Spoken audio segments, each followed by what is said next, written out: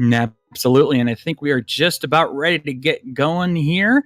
So, yep, here we go. And it looks like they're both starting off over at Link's house. And $50 right off the bat from Link's chest. Yeah, that's actually a really good start because $50 is 10 bombs. So at the very least, you'll have that.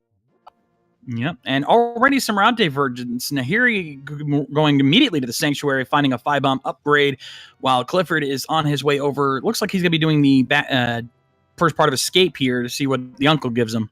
Yeah, good call on picking up that sign too, because then you get to pull the tree and finds $80 more, which is pretty fantastic for an early start. You always want as much resources in general as possible, and doing the tree pull there, netting him more money for Zora or more bombs, possibly if they need them. And even getting more from Uncle there. While meanwhile, Nahiri looks like setting up for Houlihan Room. So that's, yeah, they're definitely gonna make sure they get some early money going in. You know, you want to have bottle vendor, bombs, of course, Zora, like you said, piece of heart there from the uncle's chest, and now he's finally heading off. Yeah, it looks like Nahiri did a little drop down and ended up not in the Houlihan Room. So I guess she'll be trying again, or maybe just heading over to Kakariko. Yeah, indeed. Yeah, look, I think you're supposed to go into the cave first before you jump into the water to set up the Houlihan Room. So, may not be. Yeah, looks like Nahiri's going to try it again. Meanwhile, Clifford heading off. I'm guessing maybe lumberjack check. Yeah, resetting in the cave is a way to reset your position. You can also do it by not transitioning in that earlier screen at a certain position. Yeah, it looks like Nahiri's going to be missing it again. Just because not resetting in the cave means that the position will not be off enough, even after several goes in the jumping into the water there. Sure enough, does not get in the Houlihan Room, so that busted. I think I saw maybe a heart, it was 20 rupees, I think, up in the lumberjack check. Yeah, it looked like couch cash to me. So, odds of Agassiz, maybe hoped. Yeah, at least not for the ledge, but I've heard some numbers ranging from 40 to 45% of these seeds tend to have Aghanim at some point to get access to that side of the Dark World, or just the Dark World in general. Indeed. Well, let's see what's in the Thieves' Cave here.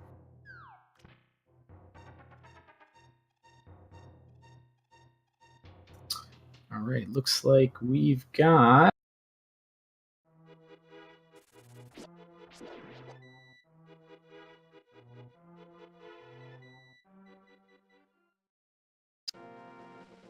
Looks like the streams appear to be... there we go. They just refresh now. Didn't quite see what was there, but I'm sure it must not have been nothing because I don't see any updates on the tracker, so... Oh, yeah, and Nahiri now just checking out the northern cave there, finding out $20 on Aghanim's ledge, and Clifford finding out that sometimes you just have to give the bottle vendor $80. Yeah, bit of a rip-off there, but looks like he's going to pick up some bombs so he can check out the rest of Kakariko. Yeah, and this is why starting off with any amount of money from anywhere is generally very good. That's why you'll see a lot of players do the Houlihan start to get that extra influx of cash. Looks like there was a sword there on the drop-down, so very early sword in this open seat. No swordless trash today, it looks like. Darn it. Everyone wants to see how these guys do swordless. Looks like he got a bottle. Oh, no, he's checking a chicken shack here. Sorry, I got my houses mixed up there for a second. So let's see what the chicken shack offers today. And it looks like it's just 5 extra arrows. Yeah, a couple arrow upgrades so far in Kakariko. I haven't seen Clifford check the big spots, being Blind's house and the well. Looks like he's headed there now after purchasing his bombs. Yeah, and he's still got Blind's house to do after that. So, and I think that's where here he's going. He's probably going to go check out the bottle vendor, and he gets his ripoff. So let's see what's in the well there. Oh, $5. Not much there.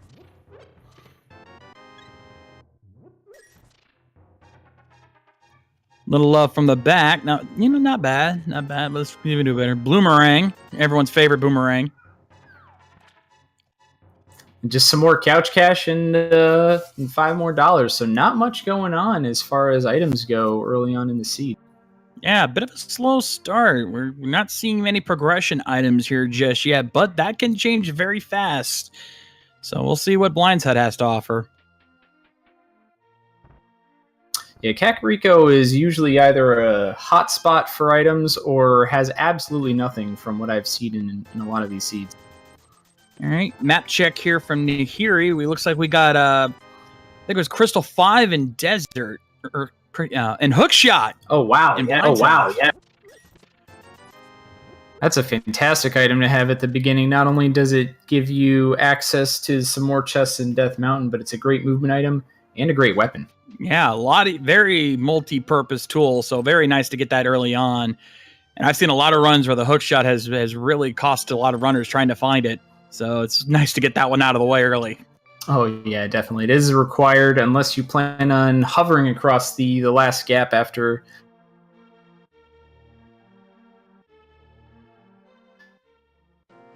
At the end Absolutely, of and it looks like now we're going to be checking the library, see what's hiding there on the bookshelf, see if this is going to be a boots required run. Well, actually, we already know it's going to be boots required because of desert, but just some love on the library shelf. Yeah, boots may be required. There are quite a few configurations for desert where the keys may not line up to be on the torch there. So boots will remain to be seen until we get into desert. Yep, and only a race game, so they're Cliff are going to be skipping out on that. Which he's got 500 already, so he's already got this. It looks like he's heading to Escape. Probably going to do the back half of Escape and see what's hiding there. Yeah, now that the players have a sword, it's going to be really easy to do all of this this early game stuff. Usually, you'll find you'll need some kind of weapon to try out Mini Moldorm Cave and the front end of Escape, which are all what would be called Sphere 0 for the beginning part of the seed.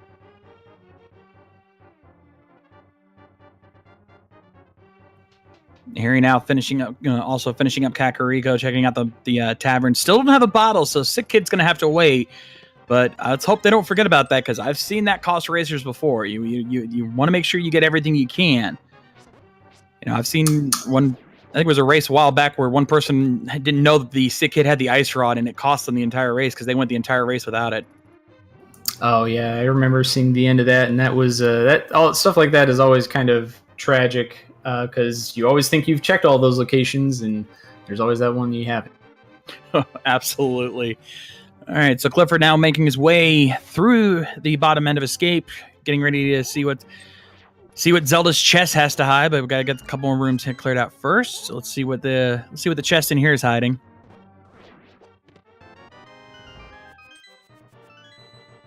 Yep, just a burrito in there.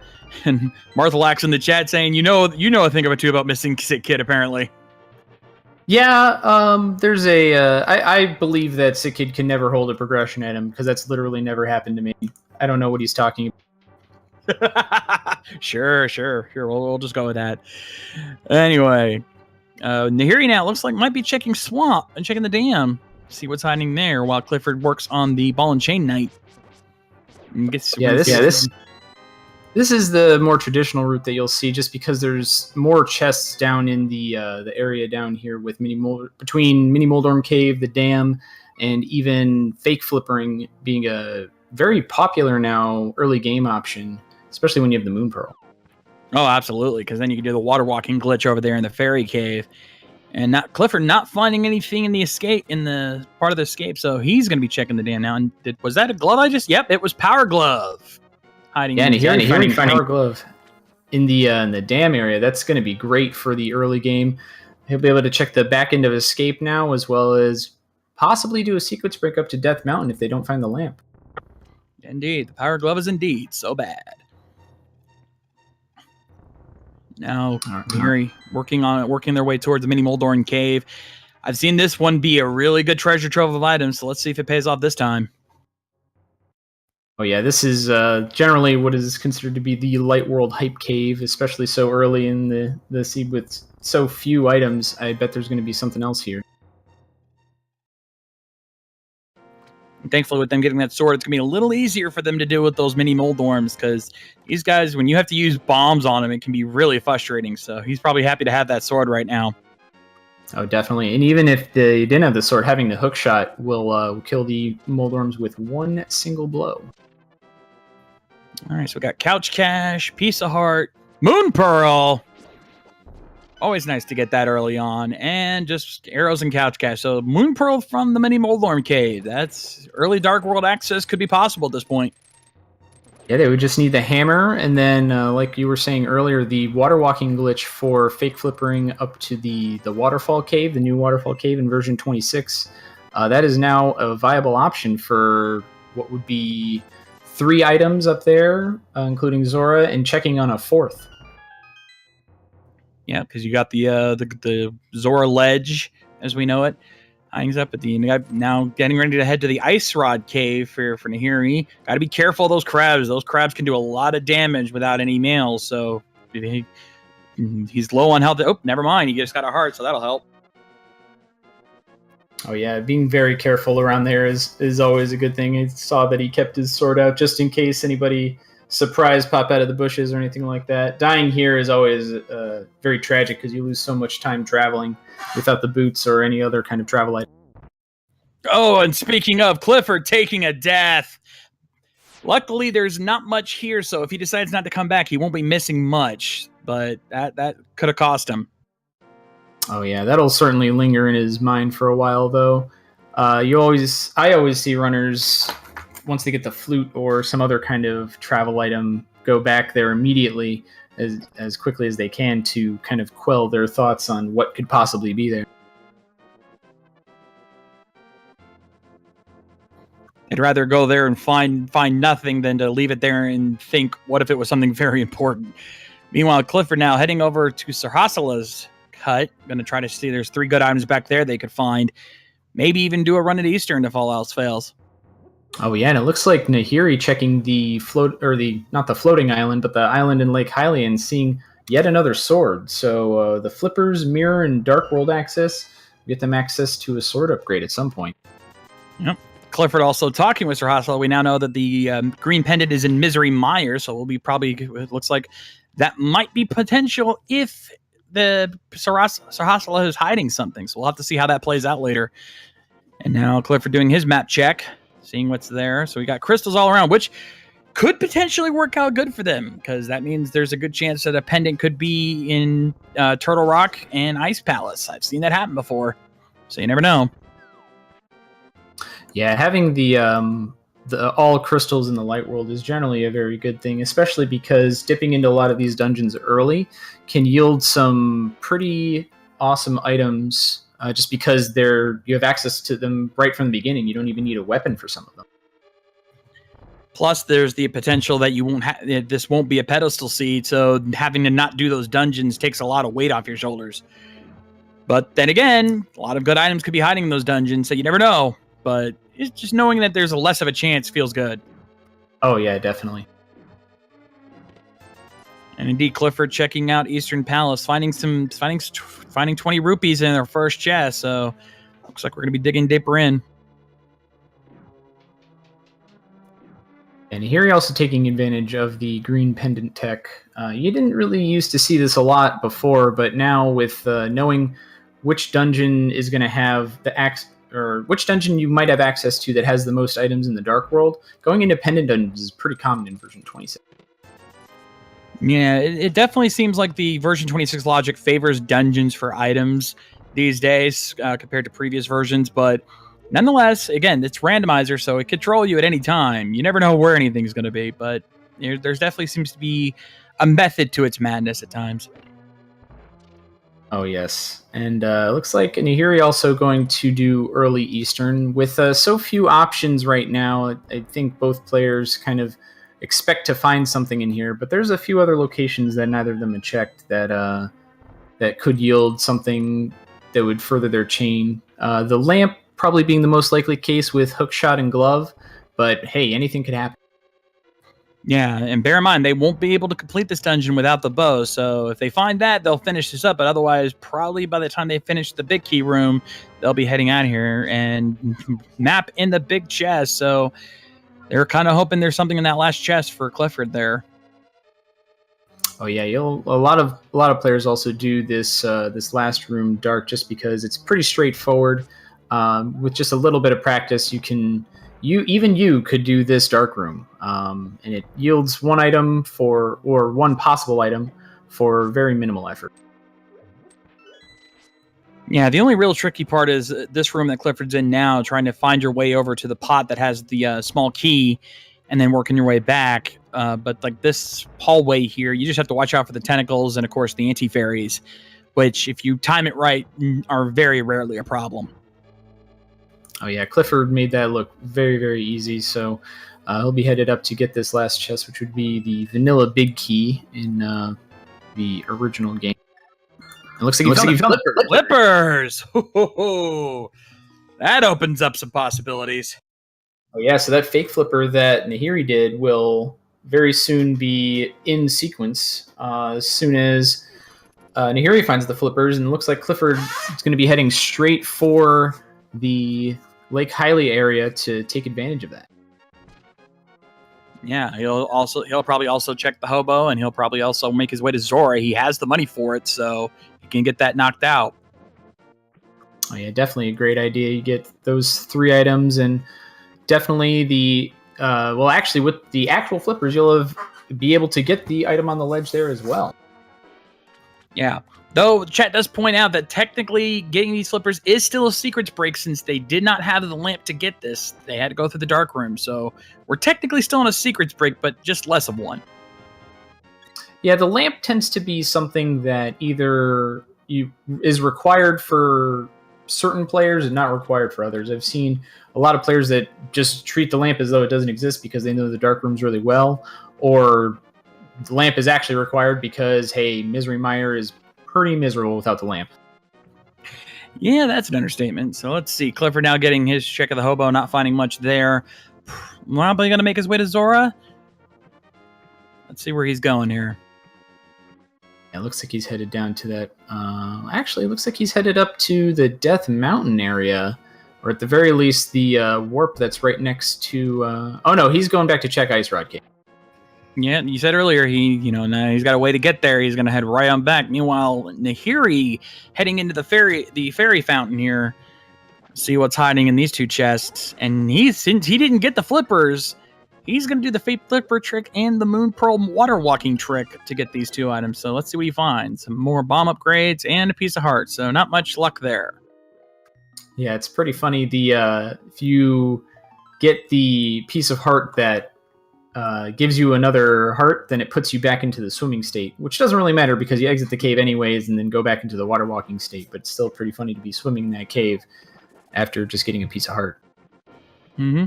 Vanilla piece of heart on the Zora ledge, so pretty vanilla there. Let's see what Zora has to offer. Maybe we'll get something good out of him.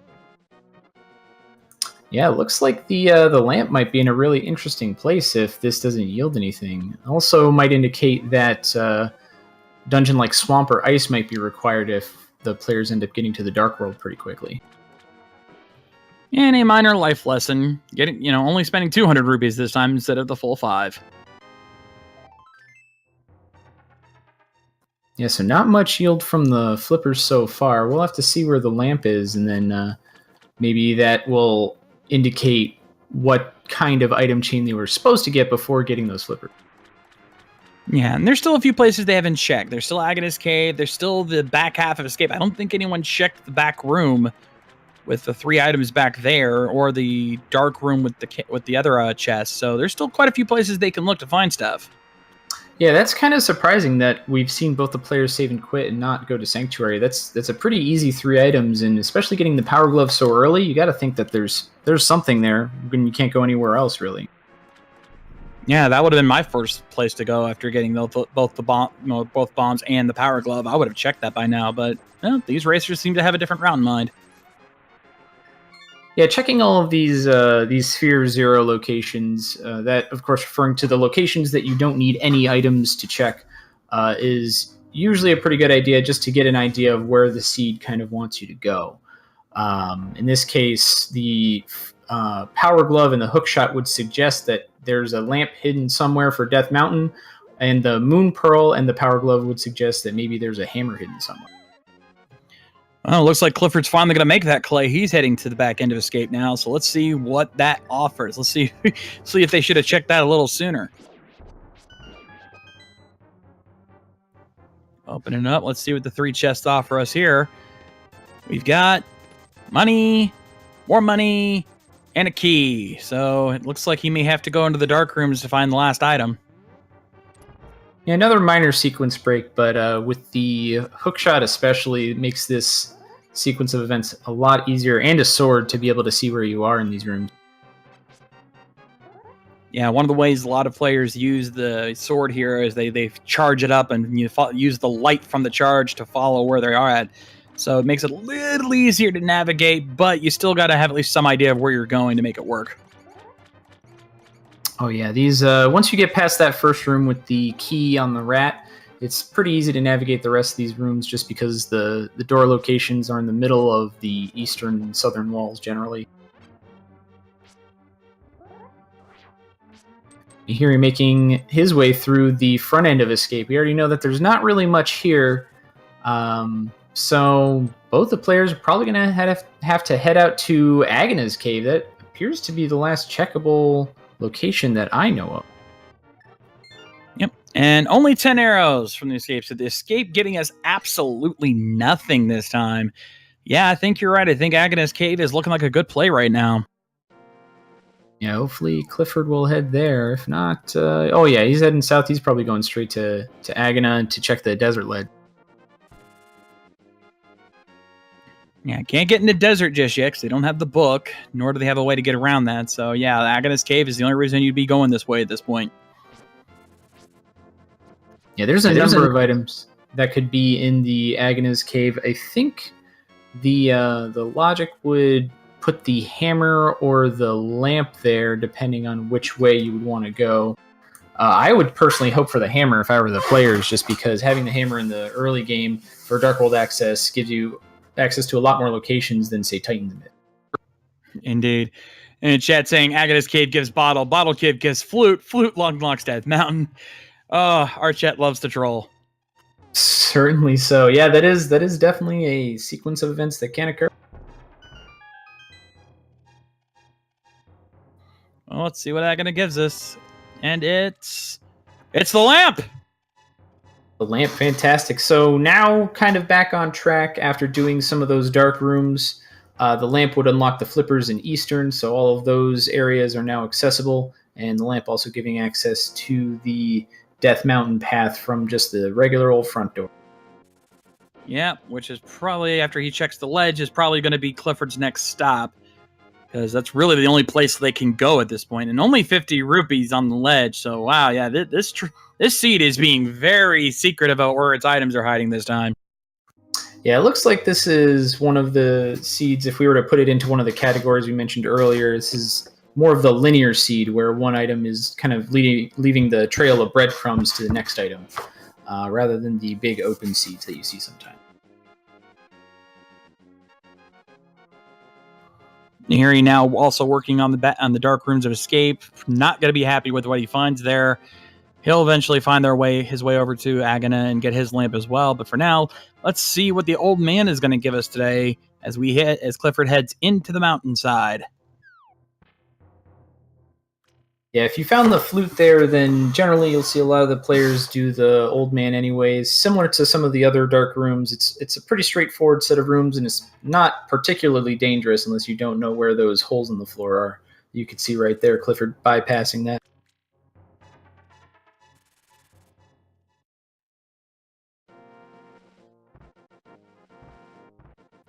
All right, well, let's see what the old man gives us, and it's Titan's Mitts!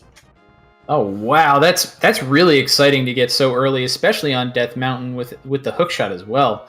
So that'll give access to at least 6 more items between the Light World East Death Mountain and the Dark World East Death Mountain that you'll now have access to. Yeah, a lot of potential opens up here, and I'm pretty sure Clifford's going to be happy to see that. Let's see what's on Spectacle Rock here. And we've got just some couch cash. Let's see what's inside the cave. And just more couch cash. Man, a lot of money floating around here today. Yeah, this is a lot of couch cash for very early in the seed. Kind of pointing the direction to East Death Mountain with $20. Hey, the items are that away. It looks like Nahiri's having a little bit of trouble with this dark room. It can be pretty frustrating to find that chest because it's not... it's kind of in the middle of nowhere as opposed to actually having a location like up against a wall. And yeah, Nahiri's just giving up on that chest. Luckily, it only has those 10 arrows, so not much to worry about. He did actually find it, so that's why he got out of there. But yeah, he realized that was a waste of time. And now Clifford now checking East Death Mountain Cave. There's at least 7 good potential items here. Let's see what he finds. 10 arrows, $50. Looks like he's going to check the cave upstairs and see what that holds.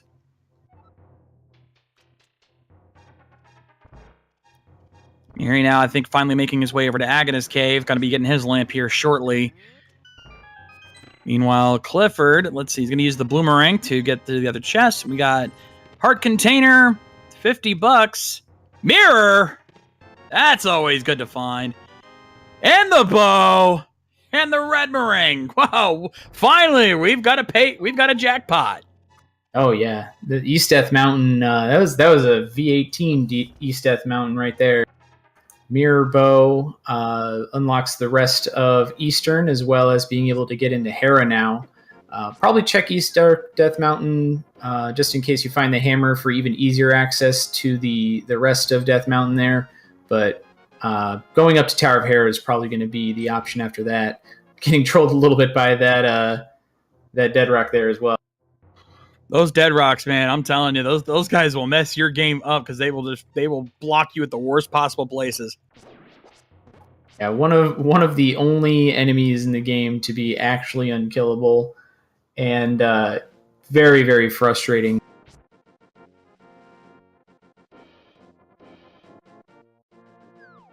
Some more money on the floating island there. That's not very helpful, and you will have access to it now that he's found the mirror.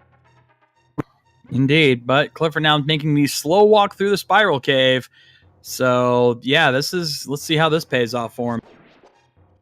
Yeah, I've seen a lot of players avoid spiral cave if they don't have something like the boots, but I don't know, adding 10 or 15 seconds to find another item doesn't really make a difference to me.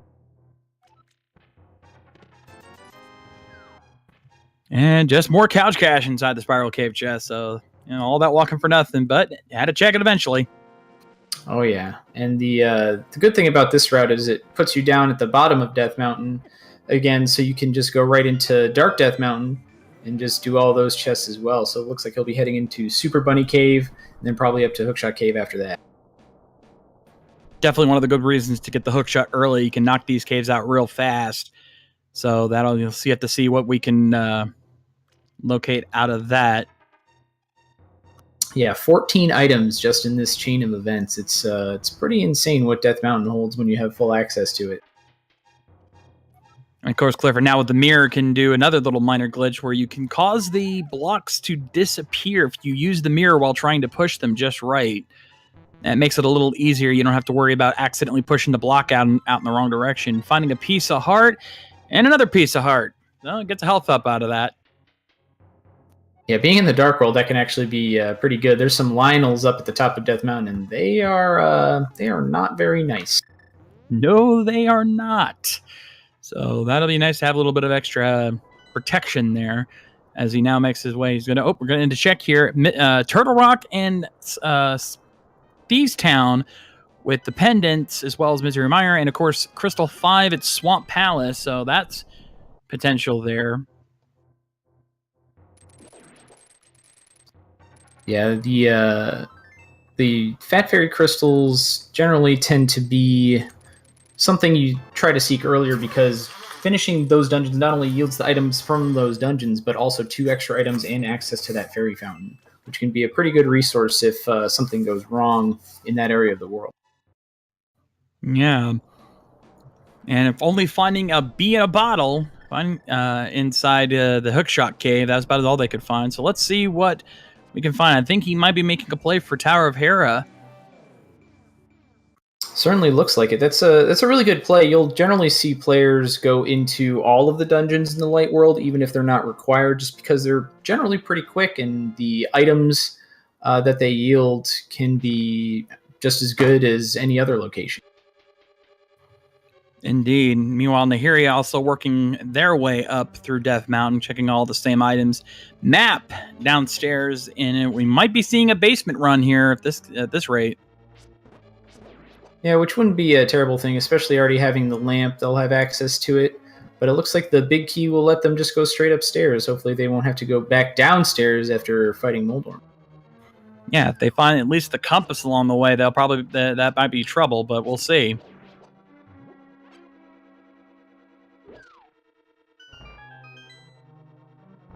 And here he appears to just be trailing Clifford by a little bit based on the Houlihan attempts at the beginning of the game. So hopefully he'll be able to catch up by maybe making some plays later that are different. But for now, the seed just keeps on trucking in this direction. Yeah, it's been very, very linear thus far.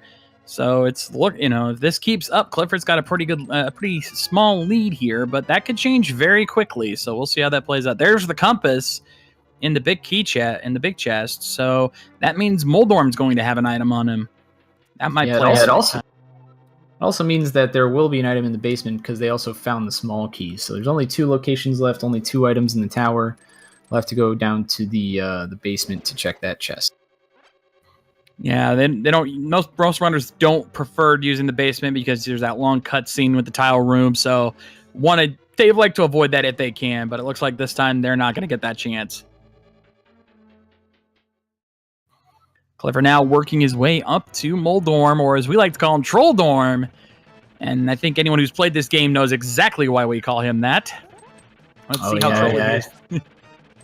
He's very, very... the Trolldorm can giveth, and the Trolldorm can taketh away. Lots of time. Yeah, and he's trying to troll. Clifford giving him a fight on this one, but he takes him down without that much trouble, thankfully. Yeah, that was a pretty good fight, especially a good recovery after he almost got knocked off when Trolldorm started going into phase 2 when he moves a little bit faster. Yeah, but only getting a piece of heart for his trouble, so I would not be surprised if he goes back in to try to find that basement. I mean, Nahiri exiting out. Where is Nahiri going? I'm probably gonna take the other way around up to Hera. Yeah, it's interesting not going into the Dark World for East Death Mountain there. I don't think Clifford had ended up finding anything besides hurt, so it's not going to hurt Nahiri too much, but might be a little bit faster to do that rather than going up into Hera. But dungeons might yield more items on average, is at least what everybody's been saying, so maybe that's kind of sticking in Nahiri's mind. Indeed. Clifford now using another minor little glitch where you can get some invincibility frames off the blocks there, making it much, much easier to deal with these tiles. You don't have to move. You don't have to do anything. You just stand there and let them keep hitting you because it doesn't do nothing. And it looks like we got a Dark World map check for Nahiri now.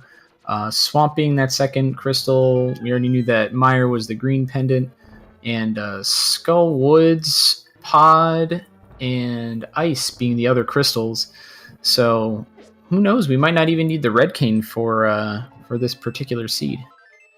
I'm sure these runners would appreciate that because that red cane is very elusive sometimes. Oh yeah, the only other reason they might need it is if the big key in Ganon's tower is on the right side, because you do need the red cane to depress that switch at the beginning of the right side there. Fair point on that. Clifford now getting last time. I think it was just a piece of heart there inside of Hera, so not much finding there. So what's his plan here? Is he gonna? It looks like he might be thinking Village of Outcasts, maybe. Yeah, that's probably the play from here. Titan's Mitts doesn't really give you access to much else besides Ice Palace, and you can't even do Ice Palace without Bombos or the Fire Rod. So, Village of Outcasts it is right now. Again, the seed with that kind of linear progression, only getting the Titan's Mitts and 16 other item locations up in Death Mountain didn't really yield much, besides the mirror for checking a few more locations. Yeah. Oh, actually, Clifford looks like he's actually heading to Skull Woods. Going to get that one knocked out of the way. Can't complete it without the fire rod, but he can at least get a few items out of it, and maybe that's what he's thinking. Yeah, the first few chests in Skull Woods are pretty easy access, and there's only 2 items here. So if you find them both right off the bat, then you don't need to check there. And all of the chests that are in this first part only require Dark World access, so they're pretty open, just like the chests at the beginning of the game, except when you get Dark World access. So it's pretty straightforward to check these chests. He's already found one of the items. He's found the piece of heart there in that first chest, and he's already found the big key, so that means he can check the big chest later on. That'll save him a little bit of trouble. So let's see where we're doing with that. Meanwhile, it looks like Nahiri almost at Moldorm himself, so we'll see how that fight turns out for him. A lot of a lot of trail following here, as you said, a lot of linear progression. So we're trying to compensate what we can, but these guys can only do so much with the linear path they're given. And small key for Clifford. Yeah, there's got to be something in this area. Well, there's a bunch of item locations up here in the Village of Outcasts, including Crystal Thieves Town, which both players will be able to complete. But for the most part, we're going to be looking for Hype Cave as the big payoff for 5 items, just all in that one little area there. And then all the items on the way to there, generally with the pathing. With the mirror, you'll be able to check a few more locations up north if you'd like, but you generally see players just go directly south to get access to as many items as possible. Indeed. Clifford finding nothing but a burrito inside the big chest, so looks like he's going to check a couple more areas here before he can finish up on Skull Woods. Meanwhile, Nahiri, I think, is just about up to Troll Dorm, so that we'll see how that fight turns out. Let's see what Clifford finds in the rest of Skull Woods. Yeah, there's one more chest here that you can check. Hopefully it'll yield the other item, but if it doesn't, then it'll be Fire Rod locked, which can be important when you find that Fire Rod to go back and check. Also, the book, if they find the book at some point before that, then they can also check the pedestal as well. Clifford almost getting grabbed there by the wall master. That guy can always give you trouble, but thankfully he dodged it just in time, got in here, and let's see what this last chest holds. And just another small key.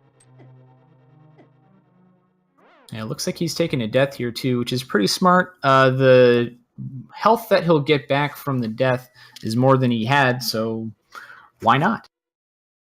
Seems like a smart play to me, and plus he can get right out of there and make his way down to the Village of Outcasts, where there's a lot of item potential, not to mention Thieves Town, where there's always at least a good couple items in there. I've seen that one, you almost always give away something, so at this point that would probably be his play. Yeah, I'd assume so too. The items over here in Dark World Kakariko and the Thieves Town area are pretty easy access once you get into the Dark World. So, yep. And Nahiri getting trolled. Troll Dorm has struck, and it looks like only an arrow upgrade up in the bumper cave. So that's not going to be happening today. But Clifford now working his way down, and Nahiri round 2 with Troll Dorm falling a little further behind now because Troll Dorm. That was close.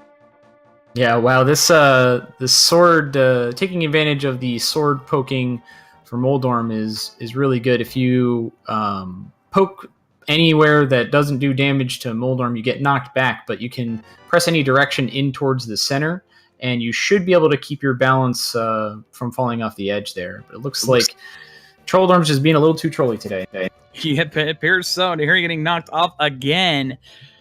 So that's giving Clifford more and more of a lead every time. So let's see where he goes with this. Going to check the chess game now. At least 2 chests that you check here every time. You got a single rupee and half magic. Well, that's not too bad. Yeah, half magic is a great item to have in the early game. It's a lot better, obviously, with the medallions like Bombos or the Fire Rod for doing lots of damage, but it can also just be really good for using items like the Cane of Burna or the Cape to just make sure that you don't take any damage ever. Yeah, with a lot of the dungeons come, especially like ones like Ice Palace, that's going to save them a lot of trouble there. And then, of course, if they do have to work Misery Mire or Total Rock, having that little extra magic is going to be helpful. And Nahiri getting knocked off again. Oh, I feel for him right now. Just cannot get past this Troll Dorm. Yeah, these the unpredictable patterns can really get around your sword pretty easily. And since you're always facing the same direction, it's kind of hard to predict when you're trying to use this strategy to not fall off the edge here. Clever now working on the digging game. Let's see how many digs it takes for him to find something here. And what will he find? Just some bombs. Not worth it. Yeah, it's kind of unfortunate, but you see Clifford has the Titan's Mitts. He'll probably be heading up back into the Thieves Town area. Maybe you'll see him pick up the blacksmith and try out the purple chest route. Generally, either you want to go straight into the dungeon to find those items right away, or just try to find as many items as possible, do this little overworld route.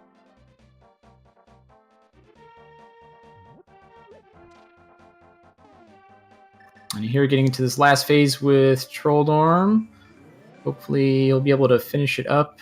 Should only require one more hit. And there it is. Perfect. Finally, he gets it. He's probably thinking, yeah, he's a little frustration slashes. Like that's what you get, Trolldorm, trolling me like that. That's what you get. This sword is hard. And just some more cash from the blacksmith, so not finding much there. Looks like he's not going to do the purple chest just yet. Might wait until he gets the flute so he can travel with that a little faster, since they've updated that here in the new logic. You can take the chest with you, saves you a little bit of time. And now looks like he's going to make the play on Thieves Town.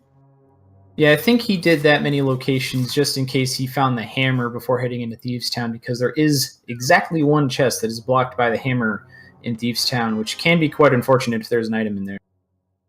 Yep, especially since he now does have the big key for it. He got that first chest, so let's see what else this dungeon has to offer for him. Meanwhile, Nahiri going to be taking the time on the tile room in the basement.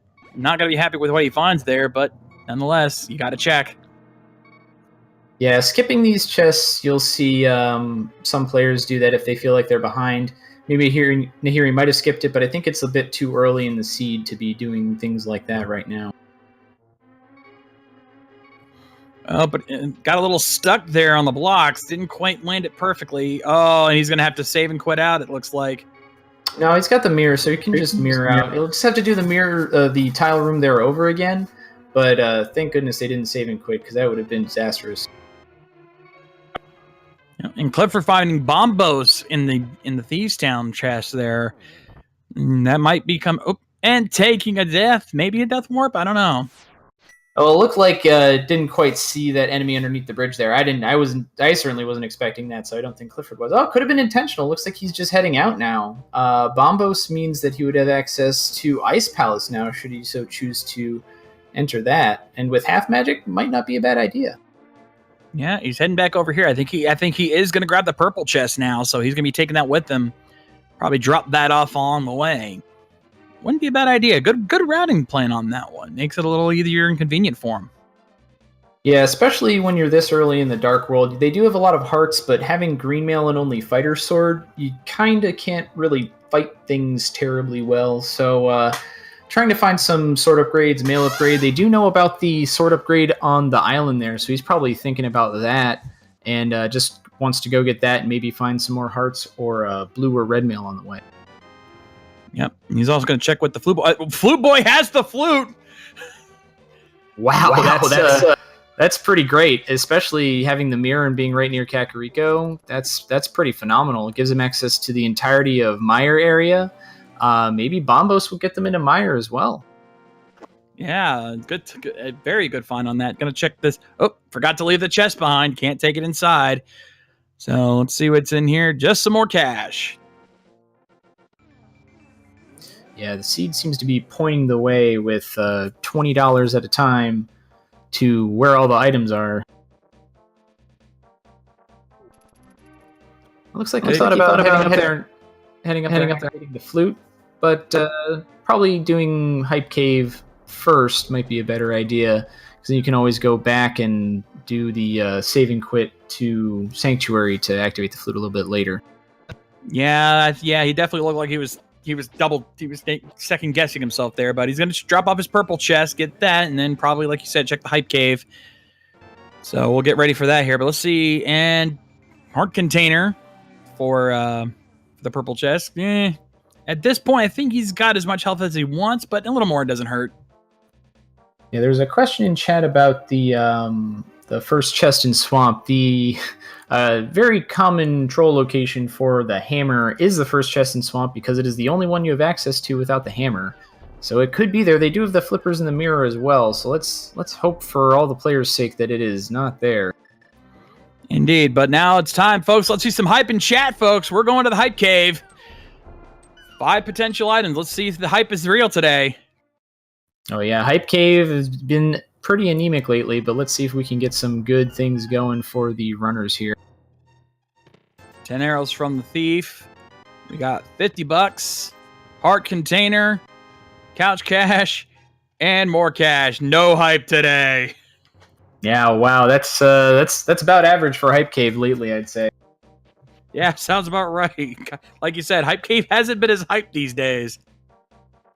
Yeah, I think that's kind of a carryover from V18, where locations like that in East Death Mountain had a lot of items and kind of gained that notoriety, but now with V26, or V24 really is where it started, the new randomization algorithm made things very, very random, I'd say. Indeed. Clifford now warping over, going to pick up his Master Sword. Finally going to have something other than that white sword for the while. They've been needing that for quite a while now. Oh yeah, I think he's hoping to find some more upgrades here as well. Looks like he might be heading up to the pod area, which with the bow is not a terrible idea. You will have access to everything except Helmasaur without the hammer. And you never know, vanilla hammer anybody? It's always possible. The worst trolling that this game could do is to put an item in its vanilla location. But no, actually, it looks like I think he might be checking Pyramid. Yeah, that's a good play as well, just because these locations are kind of out of the way and they can hold some. I mean, anything could be there. You have access to the Dark World and this area. That means you can get here and anything could be there.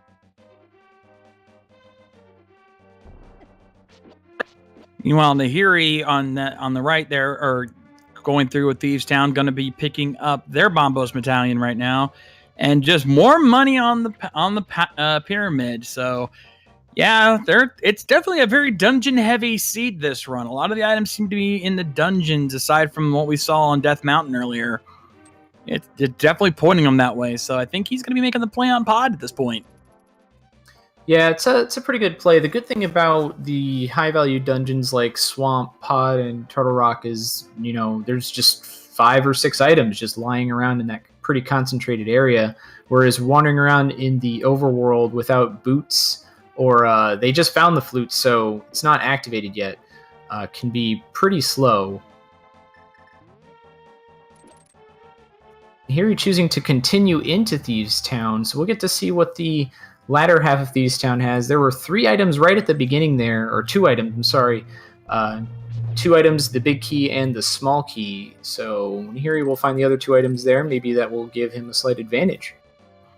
Indeed, and while we're doing that, Clifford now dealing with Kiki the extortionist monkey. I always hated this little guy when I was playing vanilla, and he's not much better here though. By the time you get to Kiki in Rando, you usually have more than enough money to pay him off. So heading to the pod.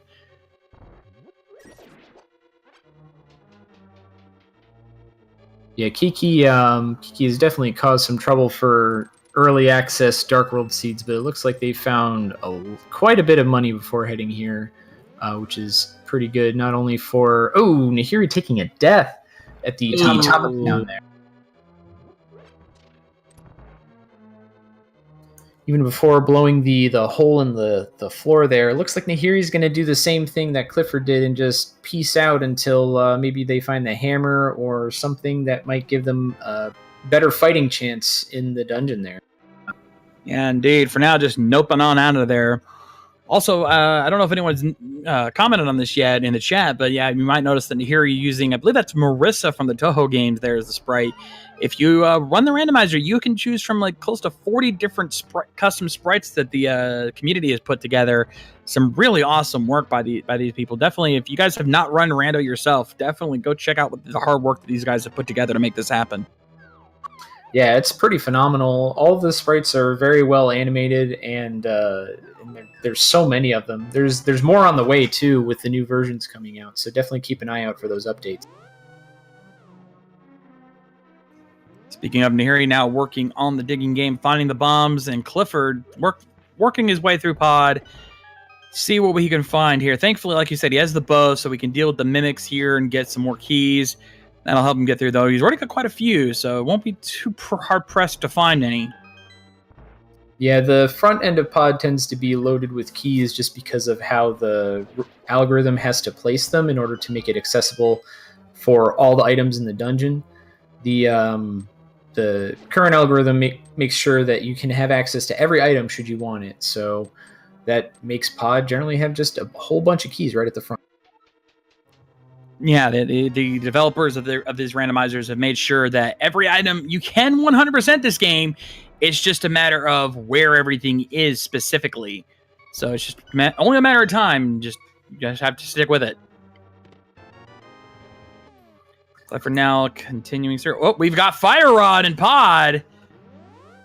Yeah, that's a pretty phenomenal find. The Fire Rod will give them access to easier version of Ice Palace, as well as the rest of Skullwoods, yielding that extra item there. So it's a great weapon to have, and especially being able to do damage at a range at a very fast pace is pretty awesome. Yeah, and plus with the half magic, it's not going to be as hard to use. Definitely going to be able to get a lot of use out of that. Might end up using that as a weapon in of itself at times if they don't find a tempered sword or anything. So definitely very nice to grab that at this point. Yeah, not to mention that it is required for that dungeon as well as in the tower to do some of the torch rooms there.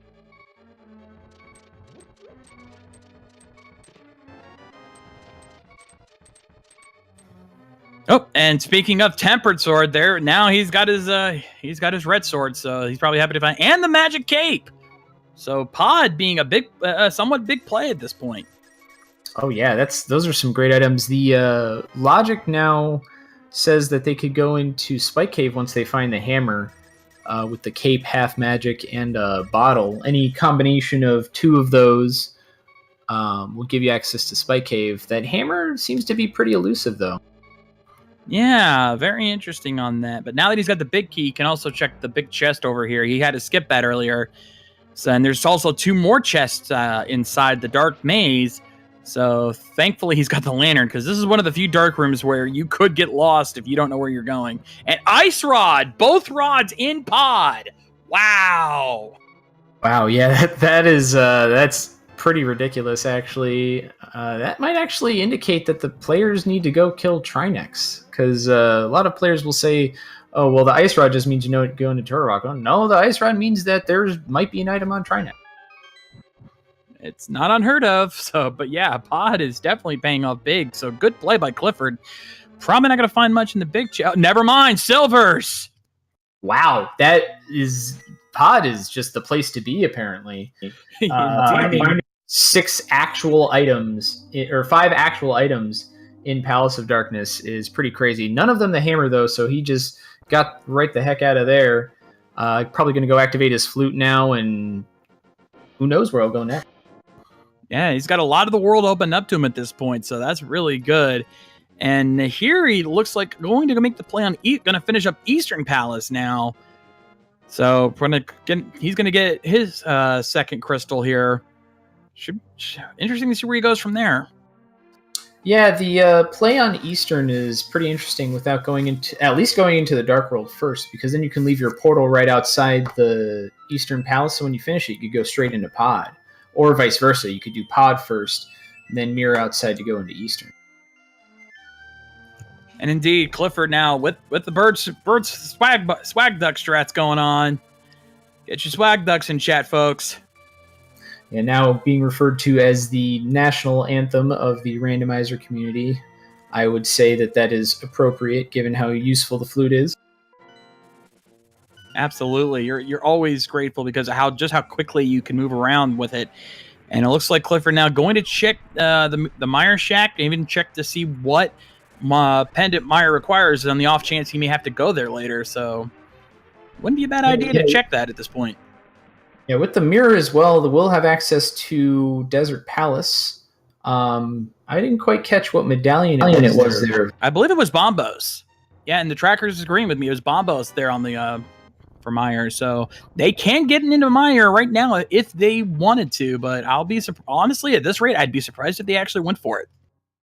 Yeah, it would be a pretty interesting play, but I think having only 2 items, Meyer's actually a pretty reasonable location. If you can find them both and they're not on the boss, you don't need Red Cane unless there's an item actually on Vitreous.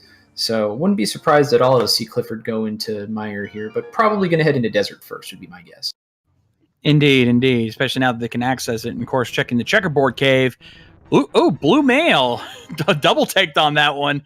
Yeah, definitely want to use some extra defense there. So good find. Oh yeah, with 12 hearts and blue mail, now it'll be very easy to do most of the early game dungeons like Thieves Town or even Skull Woods. The later dungeons can get a little hairy, especially because a lot of the bosses do a lot more damage and do it a lot more quickly. But blue mail is definitely a step in the right direction. And indeed, like you suggested, Clifford now heading into Desert, gonna find what's in there. And given that he's got both fire sources, he can complete it. The only thing that's going to lock him out potentially is if there's a key on the torch. So we'll have to see how that plays out. Yeah, the big key being on the torch would actually lock him out of everything. The small key, you can actually do a minor sequence break to get a key from the second part of the dungeon to at least try to find the items. But you'll still need the boots to actually complete the dungeon because then you won't have that key to get to the boss. And indeed, there was a small key on the torch, so he's going to try to probably get all the items, but no, actually, he's warping right back out of there. He's not even going to try. Which you do have to go into the second part here. Nope. So yeah, it looks like he's just skipping that overall and going to go straight back to check the ledge, I think. Well, we've already checked the ledge. I don't know if he did, but I know we have seen that it's only money on the ledge. And no, he's noping right the heck on out of there. And it looks like he's heading back probably... where is he going? Oh, he's checking Sick Kid. Oh, the kid. Yeah, I don't think we've seen that yet. So what's Sick Kid got for us? Just some more money. Yeah, it looks like boots will actually be required to see it. I'm always kind of relieved when something is boots locked, just because, hey, you get to find the boots eventually, even if it's pretty late. Not having the boots can be kind of frustrating, not only from a movement perspective, but also it's just you gotta go fast, man. Of course, this is a speed run. That's the idea. Faster the better.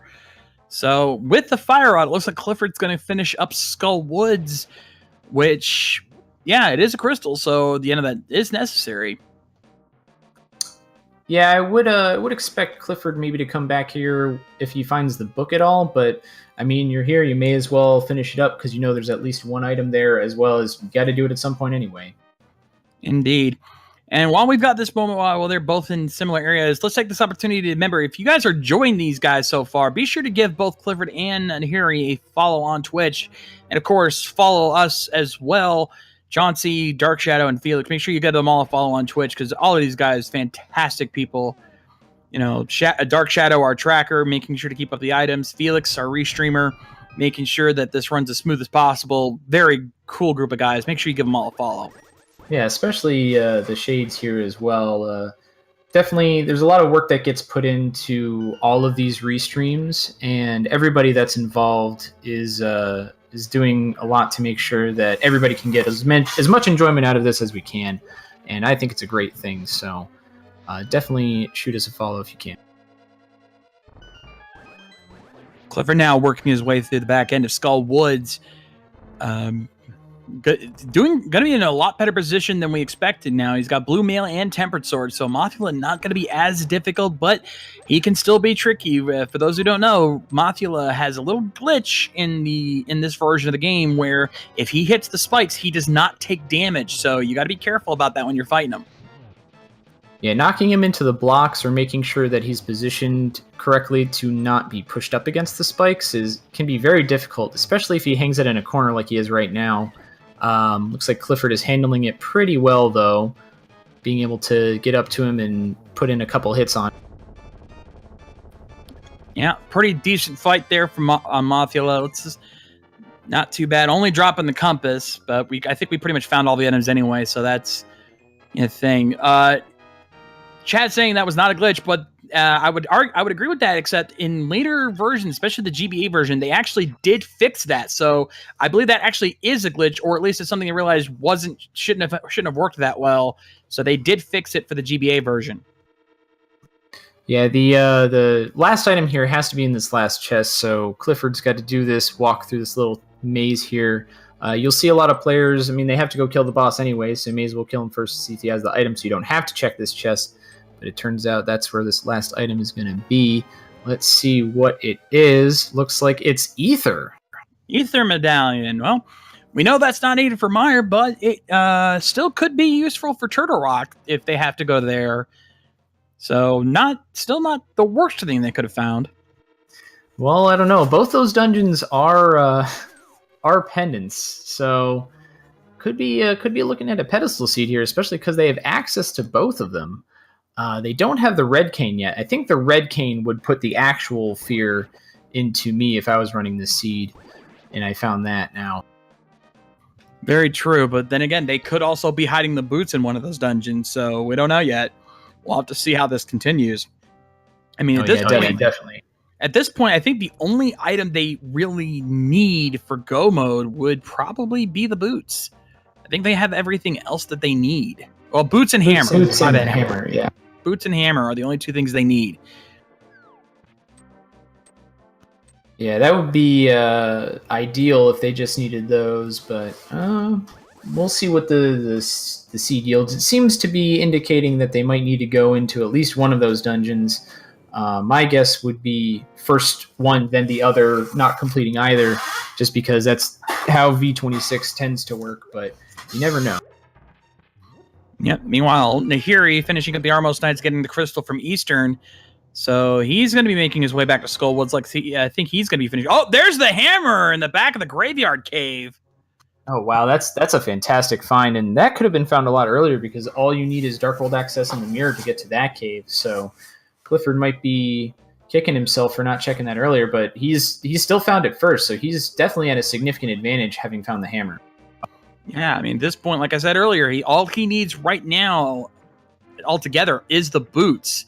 So if he finds those somewhere along the way, he'll be in go mode. And that'll really be helpful. So let's see how that plays out for him and where he's going to take that. I mean, at this point, he can finish up Pod and then turn around and finish up Eastern. Plus, he could check that last chest in Thieves Town and Ice Palace and a couple other dungeons that need the hammer for chests. He's got a lot of places to go with this. But for now, it looks like he's heading to I think he's heading for the catfish. Yeah, and as somebody's pointing out in chat, there is a possibility that they would need the red cane as well if the big key was on dark side, on the right side of Ganon's tower. So boots would put them in a pseudo go mode, but they would need to get into the tower to see where the key is, assuming they don't have the red cane by the time they get there.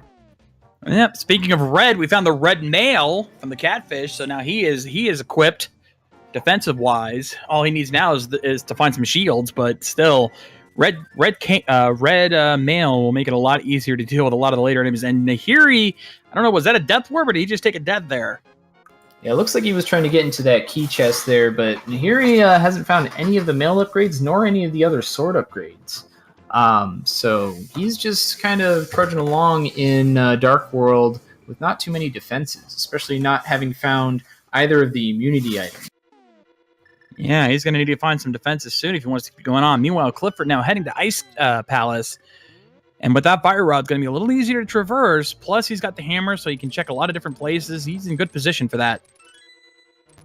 Oh, absolutely. And the Ice Palace there's a couple different ways to clear it. With the configuration that he has now, the red cane full clear is not really an option. So doing the bomb jump is probably going to be the preferable method, which will save a lot of time if you can do it successfully.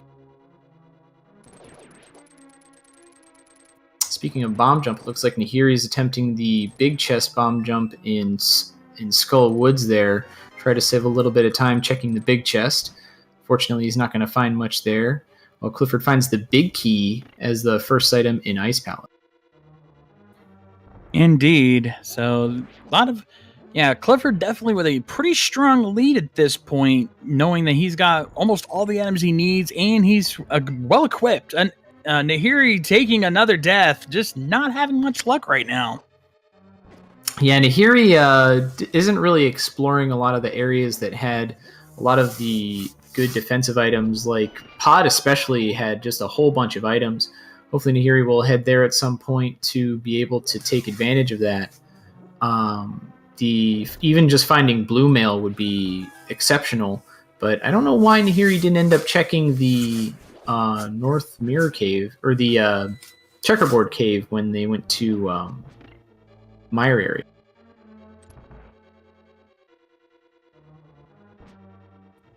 Yeah, he must think he's either too far behind, or he's thinking that maybe he's facing someone with a lot more experience who he's got to rush it, but it's causing more trouble than it's actually helping. So I'm kind of worried for him at this point. Meanwhile, Clifford getting the bomb jump over there in Ice Palace. It's very common bomb jump to do, so it's good for him that he got that off so easily. Yeah, if you're ever learning how to play this game, learning that bomb jump is probably going to save you the most time over actually anything else that you could learn about this game. So Clifford made it look very easy, but it's actually a very precise trick. Definitely recommend learning how to do it if you plan on running this game in any capacity.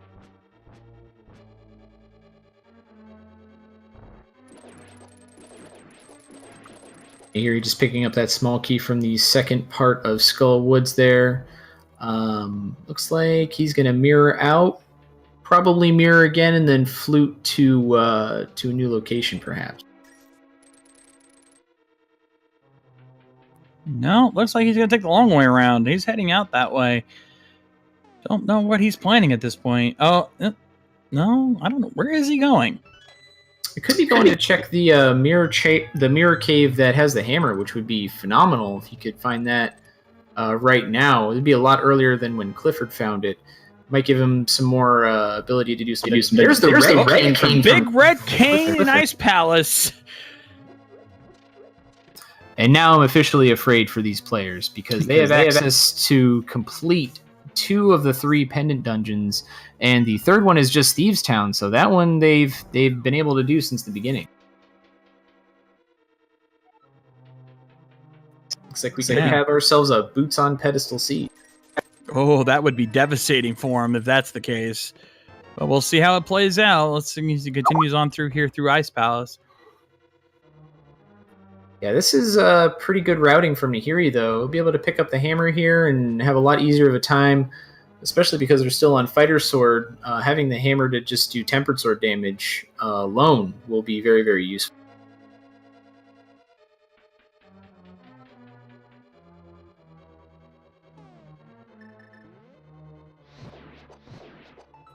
Clifford now working his way. He's going to have at least a couple chests. If he's got the big key, he's going to probably head downstairs and check the big chest. If not, I don't know if he got that or not, though. He's getting his hook shots. Yes, he did get it. So we're going to see what's in that big chest, and we'll find some more stuff. Magic powder. Now Batman's a possibility. Yeah, magic powder is also just really useful going into some of the later dungeons, like Mire and T-Rock, for example. Hopefully the seed is not necessarily telling you that you need to complete all of those dungeons, but at the very least, with the items that you have, I would definitely be very, very afraid for where the boots are at this point. Indeed, especially since they don't have the book to check that. they don't know what's on that pedestal, and if it's the boots, that's going to be really rough for them. It'll probably be a while before they get that.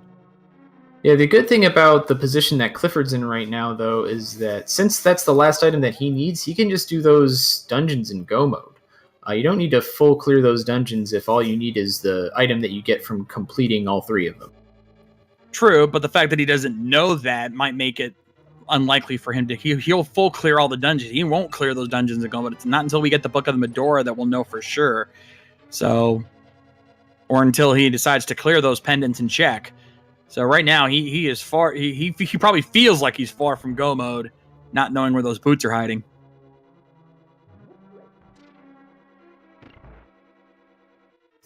Looks like Nahiri is going to be making a play on Ice Palace, or perhaps just heading over to get that sword upgrade, which is definitely a good idea at this point.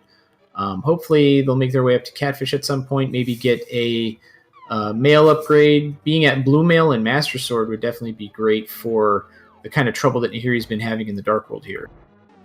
Indeed. And Clifford, I think, is trying to check the rest of the chests in Ice Palace before taking on Cold Stare. Or at the very least, wants to make sure they're healthy because he's getting that fairy there. He's healing up. He's ready to go. It's time to fight Cold Stare as far as he's concerned. Oh yeah, Red Mail, Tempered Sword, Half Magic, Bombos. This should be a pretty straightforward Cold Stare fight. Absolutely. He should have no trouble at all with this fight. Cold Stare is only tricky when you're not properly equipped, but in Clifford's case, he's got everything he needs. It looks like Nahiri might be making the play on Swamp, which will be the first venture into there. I can't imagine there's going to be too many items there just because pods seem to be so front-loaded, and then there was actually quite a few items in Ice Palace as well.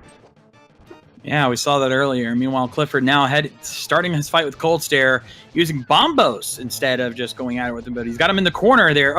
Had him in the corner there for a sec. You usually want to try to get all 3 of the puffballs in the corner to do him a lot of damage, but still, very quick fight for Clifford there, and getting a shield for his trouble, so not half bad. Finding the powder unlocks that one last location, but I think we might be doing one of the pendant dungeons at this point. Clifford does have access to Swamp as Nahiri is going into there right now. So I'll probably end up doing that first, but I wouldn't be surprised if they needed to venture into those dungeons at some point.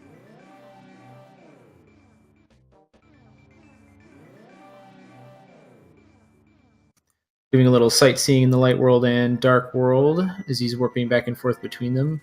Let's see where he goes after this.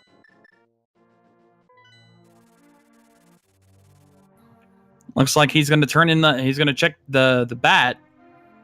See what he's got to offer. He's like, I got that magic powder. I might as well go ahead and get that out of the way. Yeah, it is the last location really around here. I don't believe he's checked Peg Cave either. So probably going to do that a little bit later, maybe if he's running low on locations. But this is definitely not a bad one. And Nahiri taking another unfortunate death in the second room of Swamp there. Green Mail really coming back to bite Nahiri. Definitely. Again, if he had checked that checkerboard cave earlier, he might have had something there. And heart container from the bat, so not quite what he was looking for there. Still, boots are still out there somewhere. You might be right there, Chauncey. I think we're looking at a potential pendant run here, which I'm pretty sure is the last thing Clifford wanted to do. Yeah, because you can actually full clear all the rest of these dungeons. If I felt like I was behind here, I might actually make those plays right now. But it looks like he's just doing the safe play of heading into Swamp, which is still great because Swamp does have 6 full items in it. So it's a fantastic place to go if you're looking for something. Yeah, I don't blame him for going that way, but we haven't seen anything yet on Nahiri's side. Then again, Nahiri hasn't fully cleared this dungeon either, so still potential. If the boots are in Swamp, Clifford will pretty much be in go mode as soon as he finds them. So it's really coming down to where are those boots hiding. Yeah, I'm hoping for the sake of both of the players that they are somewhere that does not involve any of the pendant dungeons, but cautious optimism is the words that I would use for what the players might be feeling right now, or what Clifford might be feeling right now. Nahiri after he finishes pod. Agreed. Very much so. Yeah, and I'm sure the chat is begging for a pedestal seed. You don't get them very often these days, so they're always always excited to see one. Yeah, it looks like we've even got a vote for book on pedestal and boots on one of the tablets, which is just that. Now that's just mean. Yeah, that's just cruel, and you know it. Wow, our chat can be very cruel sometimes. I swear, but that's why we love you guys. Yeah, I mean, we could just go real deep on this one. We could do like book on pedestal for mushroom on one of the tablets. For they already have the shovel, right? So shovel and powder. So yeah, we could just go that one extra step to visit the witches. Actually, no, I don't think we did find the shovel. I think the shovel's still out there. Oh, even better. Now we're just being evil here. I'm sorry. If I have cursed this match, I will take full blame for what is about to happen. I accept my fate as a commentator. Yeah, one day that the next race you do, that'll come back to haunt you, right? I'm sure it will. It already has, and I'm sure it will again. I remember one of the actually in one of the weeklies there was a seed where the cane of Samaria was not required for the seed, similar to this one, and you actually got the flute in the left side of Ganon's tower to go into the mire area to get the red cane to go back in Ganon's tower to get the big key on the right side. Oh, jeez! Wow. Yeah, I'm glad I skipped that weekly. That was kind of a rough one. Yeah, I can imagine. So, still not finding anything so far in Swamp. We're not really surprised by that, but it looks like we're going to have to check the left side, which is something a lot of runners try to avoid when it comes to Swamp Palace, but at this point, they got to check everywhere. Yeah, I think the safest way is to just always check left side, but if you find a couple of items in those first two chests, the southern chest and the no hammer chest, then you can take that gamble a little more safely, because if the dream is real, then you would have the map and compass in those two chests on left side, or some combination of that with the big key and one of those items being in the big chest there. So with finding the map or compass so early, it's definitely a good idea to just do left side. And of course, they still have the back end of Swamp Palace, which has a lot of items. I think there's like 3 or 4 items left. Plus, of course, Argus himself could have something. You never know. I believe Nahiri has found both the map and the compass, so all of the future item locations should have actual items in them.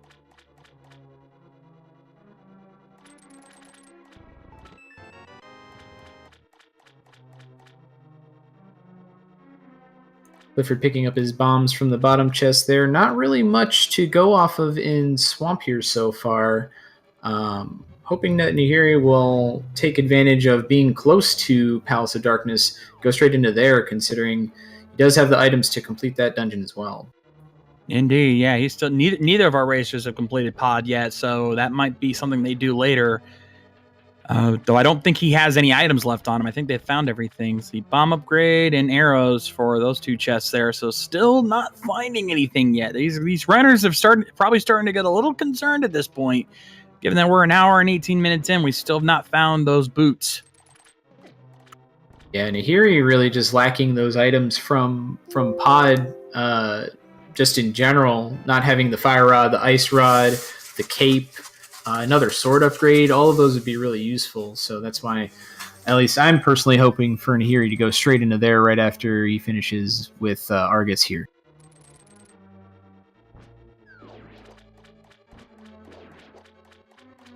While we're waiting on Nahiri to get to Argus, I want to remind you guys, if you have not done so already, be sure to give all of our channels a follow. We've got not only Randomizer Manias 1 through 4, but our main channel, Speed Gaming 1 through 4, where all the main tournaments are going on. So please be sure to give those a follow, and so you can keep up with all the Randomizer tournaments going on right now. It's crazy how often these guys are racing per day on these channels. So be sure to check them all out when you can. Yeah, all of the races have been really, really well put together as well. The Speed Gaming channels are generally the main race, and the Randomizer Mania channels are generally the secondary tournament race, but all of the runners and all of the races and all of the commentators have done a fantastic job of presenting this in a way that's not only easy to understand if you're not too familiar with Randomizer, but also providing insight into maybe for a more experienced player.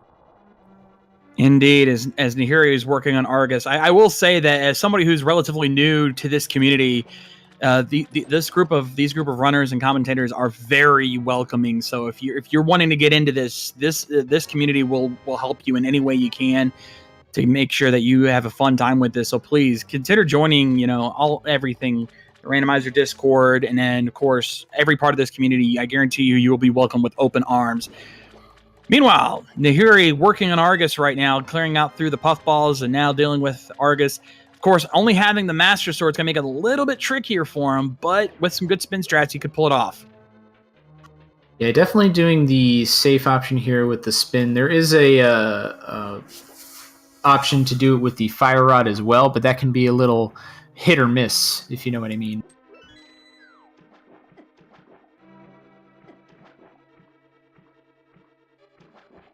Picking up their third crystal, which actually puts them on par with Clifford for the next few seconds anyway. Indeed, Clifford now heading into Argus himself. Don't think they got much for defeating him, so unfortunately that's going to send him off the pod.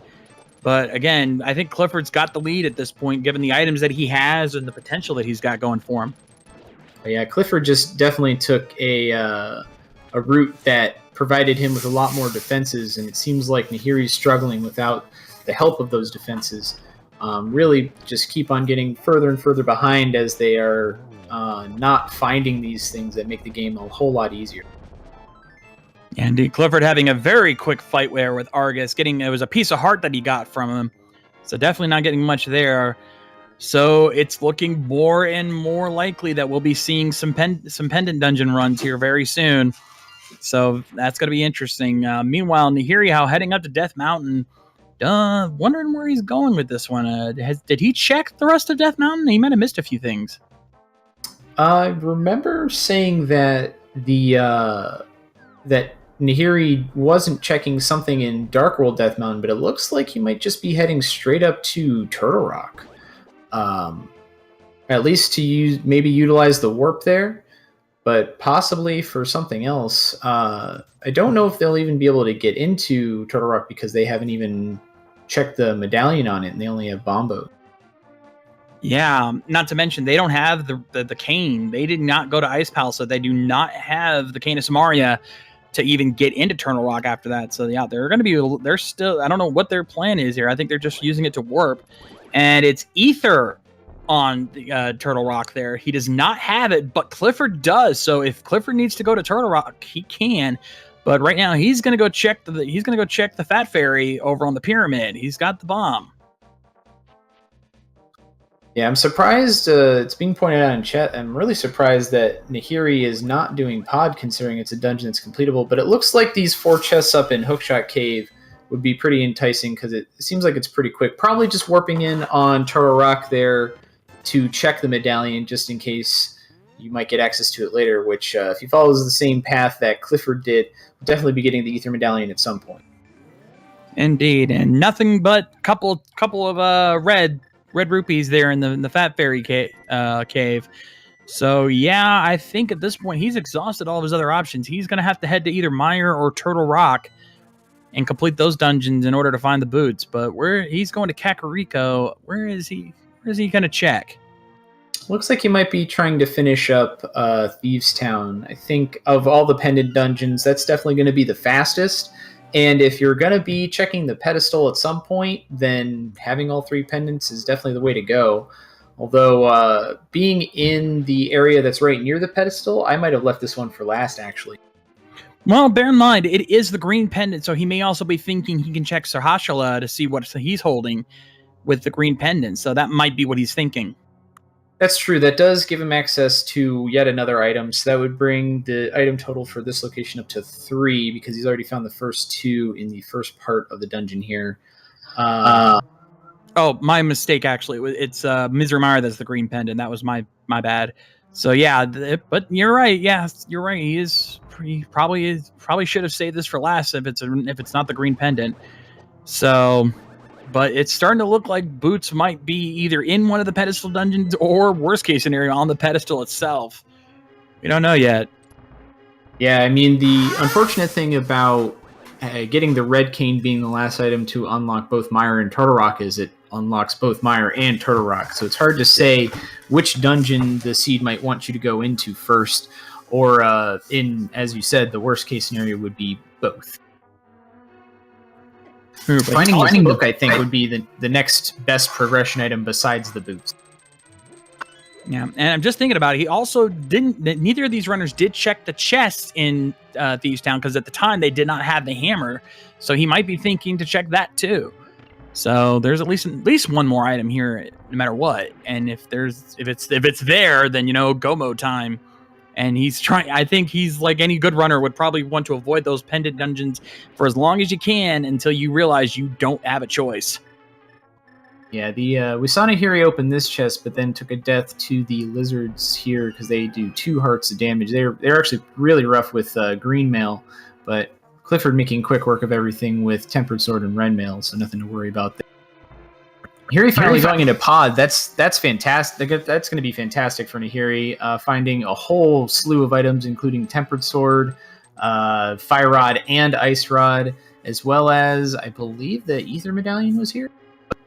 I believe so, yeah. I know for a fact, at least, the cape was here. And yeah, both rods, the cape, and the tempered sword. So yeah, he's going to be happy with what he finds here in this dungeon. He's probably going to be wondering why he didn't check this sooner once he realizes that. Yeah, he realized that he did have the bow, so he can continue in here regardless of what he does. He almost saved and quit there, which would have been a pretty interesting play after opening up a small key out of that chest. Plus, with the hammer, he can do what Clifford didn't in complete pod, and maybe we'll see something off of Helmasaur King. So there's always that potential too. So this is actually a pretty smart play for him. Meanwhile, Clifford now getting the maiden from Thieves Town. He's getting his hammer ready. He's going to go check the big chest while he's at it. Yeah, there's 2 item locations left, and one of them is the compass, and one of them is an item. So got to check the big chest here, and that's the compass. That means the last item is going to be on blind.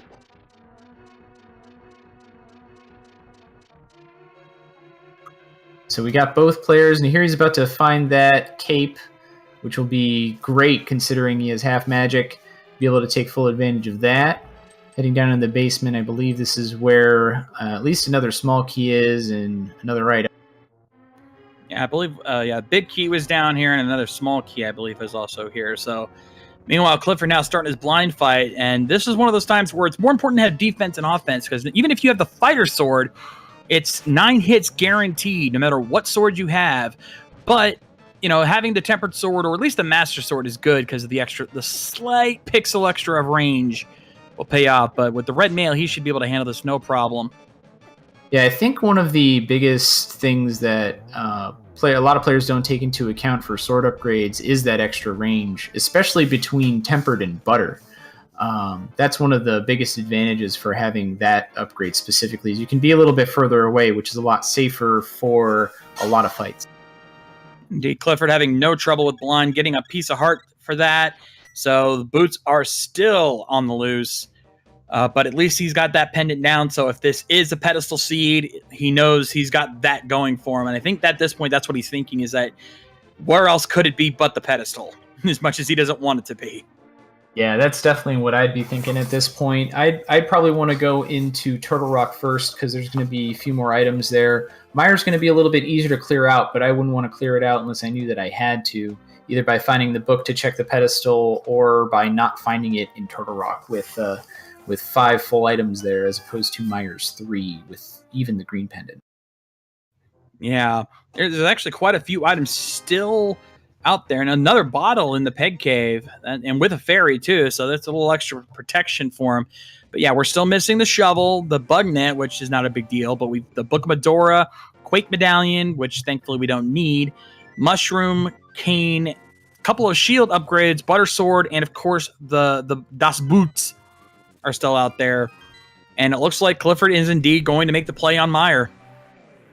Yeah, I mean, it's not a bad play, especially the Cane of Samaria would give you access to Vitreous immediately, and the green pendant could be the location where the boots are by the logic of the seed. So definitely not a bad thing, especially if you think that you're. I mean, a lot of players have preferences for specific dungeons, so Clifford could think he has a very good Meyer and maybe a poor Turtle Rock in comparison. Nahiri now getting his ice rod over there in pod, and probably grab that on the. He routed himself so he could get that on the way, so he can go right up and handle Helmsark. Or no, maybe not. I think he's still got a couple more items to check. But nonetheless, he's in good position right now. He's got most of the items out of pod, so we'll see how the fight with Helmsark King plays out for him. Meanwhile, Clifford now starting his run in Misery Mire. And this first room kind of already giving him a little bit of trouble, but nothing too serious at this point.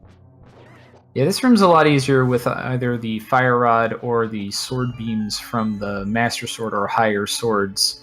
I'll see a lot of players switch to the Fire Rod here just because you'll need that a little bit later to open up the torch rooms. But using the hook shot is generally pretty good as well because you can use that to cross the gap at the beginning of the dungeon, which the players need to do because they don't have the boots.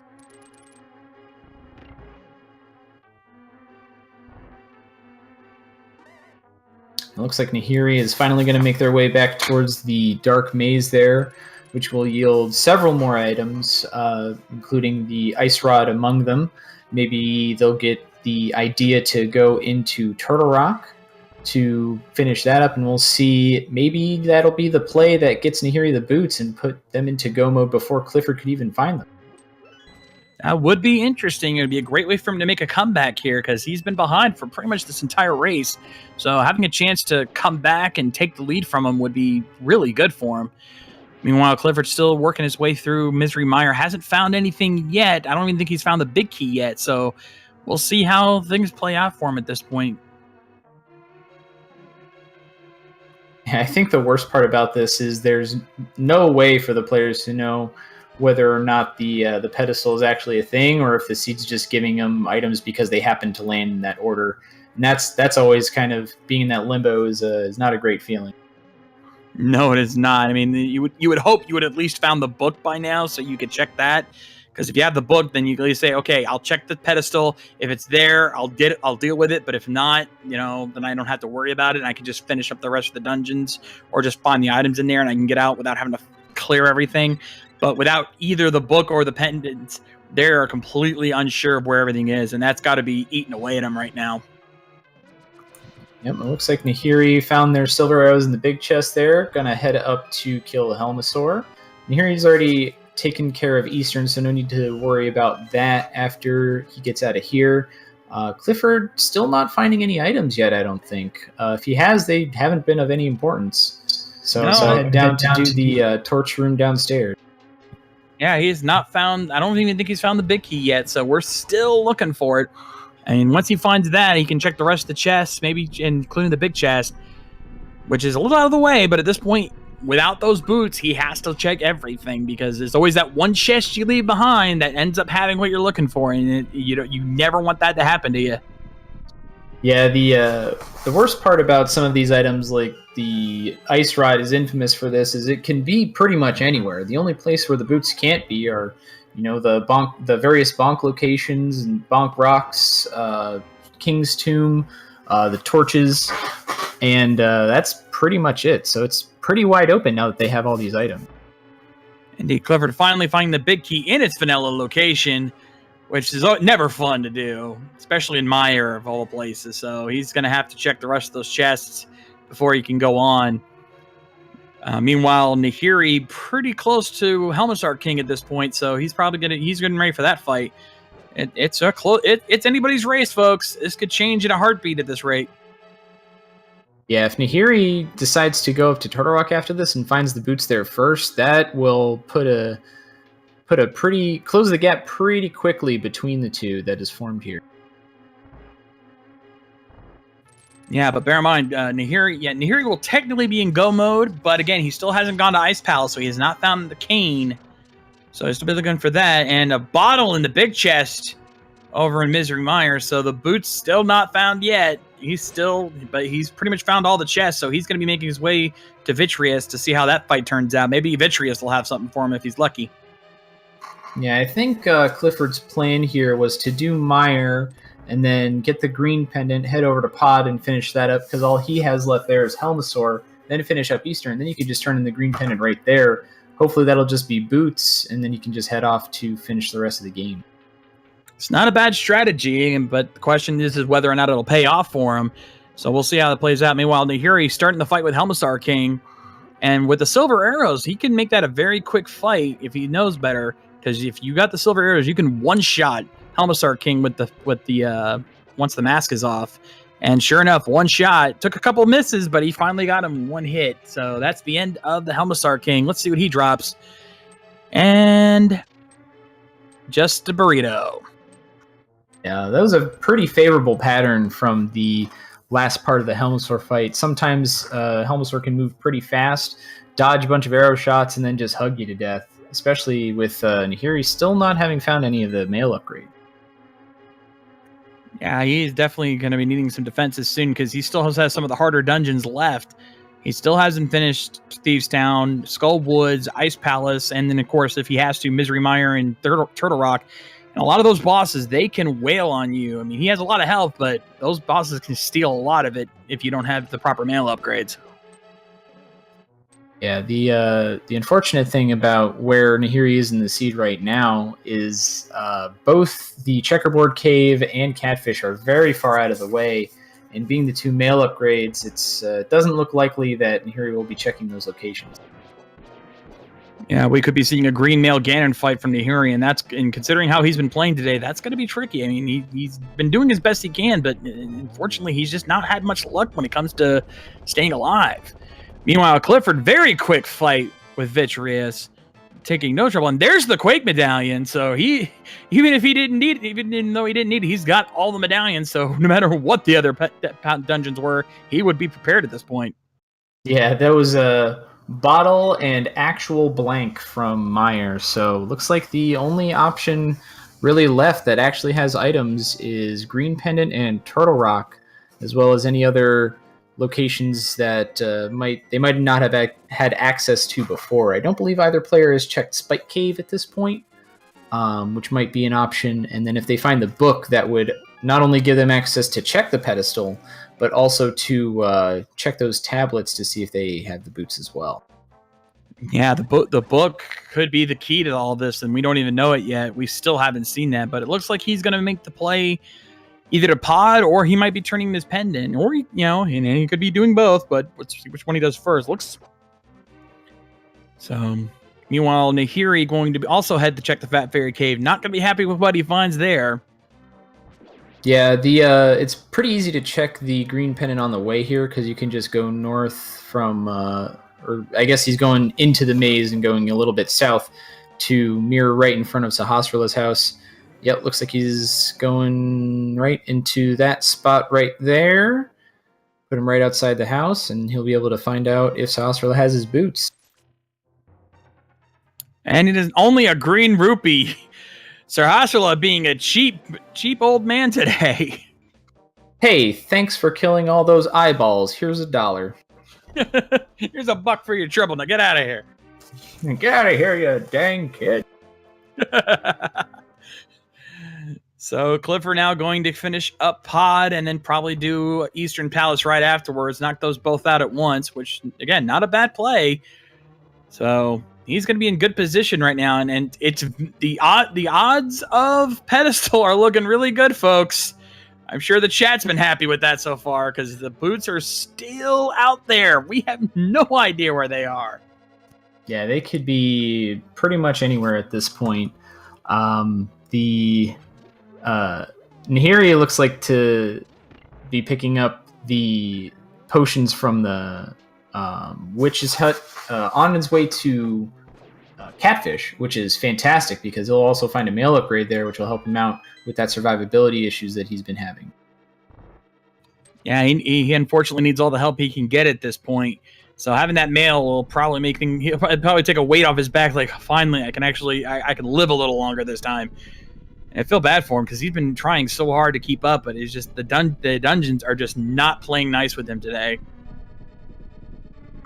Oh yeah, the damage output from the monsters in a lot of the dungeons can be very, very high, and Nahiri's movement has been fine, but having the fighter sword for most of that has severely limited his ability to kind of control where the enemies are.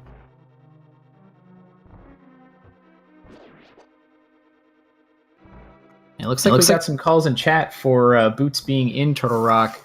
I wouldn't be surprised if they were on Trinex, but I also would not be surprised if they were on the pedestal. Hopefully we'll get a book here at some point to be able to check that out. But I think, honestly, if I got the book right now and I was running the seed, I would just go straight to the pedestal to either confirm or quell my fears. Yeah, at this point, you know, if either of those are in Turtle Rock, you finish that up, you check the pedestal, and see where it goes from there. Though, in the case of Clifford, he might, you know, if he finds it in Turtle Rock, he just may check the pedestal outright if he doesn't find the boots in Turtle Rock. Meanwhile, speaking of Clifford now working on the Helmisar King, and again, he also has silver, so he's not going to have any more trouble than here he did. And sure enough, gets him out, and getting a little trolly there, so he's trying to get him. Oh, I guess he didn't need him after all. He went for sword strats instead. Yeah, the Tempered Sword only takes 4 hits, and generally if you're doing the poke, the helmet strat that he was doing, you can just get a sword spin right off the bat, which counts as 2. So only 3 swipes really needed for the death of Helmasaur. Pretty straightforward fight when you have a Tempered Sword.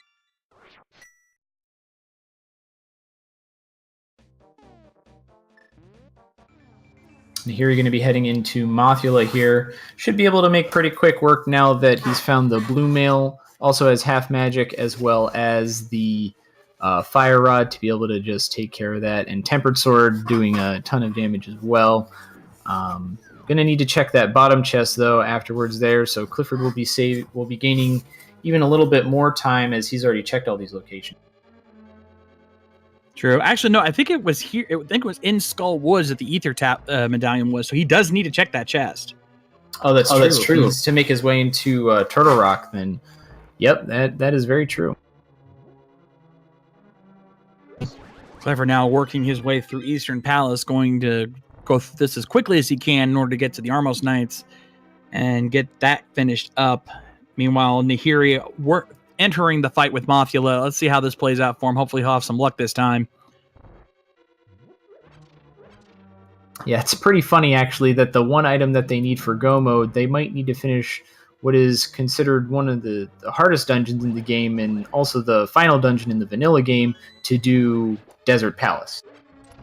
Which is not a hard dungeon at all, but it's that one item that they're missing. It's just eluding them everywhere they look.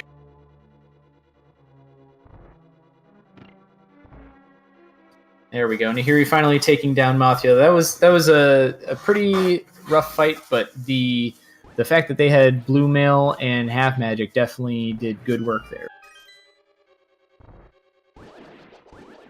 Yeah, and let's see if he decides to check that chest, if he remembers to check it, because otherwise he's going to be in trouble if he does have to, in fact, go into Mire or go into Turtle Rock.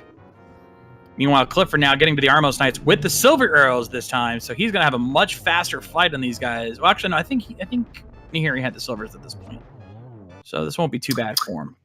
No, Nahiri ended up doing this before he went into Pod, because he went into Pod very recently, and silvers were in the big chest in Pod. That's right. So I had to do vanilla strats for. Still made quick work of Armos, doing the quick kill and making quick work of them, but ended up doing that pretty early on. That's right. So yeah, but Clifford with the silvers made it a much easier task. He's finished that off. So at this point, he is probably on his way to Turtle Rock, and you can almost feel the frustration coming off of him as he's heading there. Yeah, I mean, I probably would have done a similar route. I might have taken to Turtle Rock first just because 6 items is more than both of the other dungeons combined. Except in the case of turning in the green pendant, bring the total up to 7 for both of those. But I don't know, 1 Turtle Rock clear versus clearing 2 other dungeons would be kind of a crapshoot at that point. Maybe he just doesn't feel comfortable doing Turtle Rock. It is a very painful dungeon to deal with a lot of the back and forth that you have to do, a lot of the different puzzles you have to solve to get through it. And maybe it was just something he wanted to avoid until this point. Yeah, I see a lot of players avoiding Turtle Rock, going up to check the Spike Cave, which is a great call because the boots could be here. It could be pretty much anywhere. This might yield also the book, which would give them access to check the pedestal as well as the ether tablet, which is right up north of this cave. But instead, it's just an arrow upgrade, so Turtle Rock is still on the table, folks. In fact, I'm almost certain that's where he's going. He's starting back at the mountain cave, get his heals. Yeah, he's trying. He's like, I don't want to go. Yeah, I think at this point, Clifford has checked virtually every location that's not Turtle Rock, so I think this is his only option left. And here he still has a couple more, checking out the Peg Cave there for the fairy in a bottle, and probably going to clear out the rest of the overworld locations before heading into any other dungeons. Still needs to go into Ice Palace to get that Cane of Samaria if they want to check out Meyer or the Turtle Rock, which is where the boots kind of have to be at this point.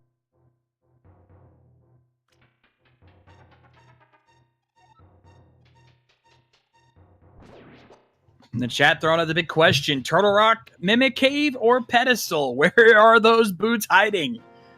Oh, this is getting intense. I'm actually enjoying seeing where this is going because we have no clue where anything is yet, where those boots are, or any of the other items for that matter. Again, we're still missing the mushroom, shovel, bug net, book, Cane of Burna, a couple of shield upgrades, and a sword upgrades. So there's a lot of items still out there, and we're running out of places for them to hide. So right now I'm expecting Turtle Rock to yield a lot of items coming up here shortly. Oh yeah, Turtle Rock has been a hotspot lately for such great hits as Fire Rod, Ice Rod, Mirror Flippers, you name it. It's been in Turtle Rock, which can be kind of frustrating, especially when it's a pendant dungeon. But when it's the thing you got to do, it's the thing you got to do.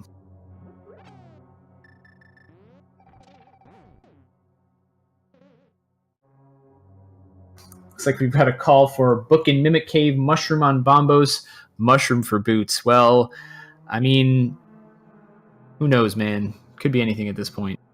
Yeah, it's been a crazy seed this run, so we'll see what happens. Getting a small key there from our first chest, so making our way through Turtle Rock. I honestly didn't think we were going to see a Turtle Rock run today, but obviously I was mistaken. Yeah, once you find the Ice Rod, that's not really an indicator that you need to go there, but finding all of the items, including the medallion pretty early, the seed kind of telling you that you might need to go there at least at some point.